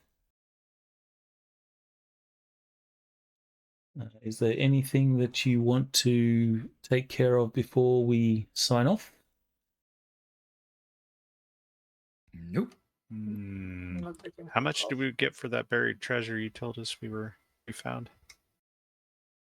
Oh, did I mention that it was negative gold? I don't think that's a thing. It's, fourth dimensional, weird, funky gold stuff. Anything of value you put near it, it just absorbs and turns it into nothing. Seems to happen a lot when you ask silly questions. We'll leave that with Mercs.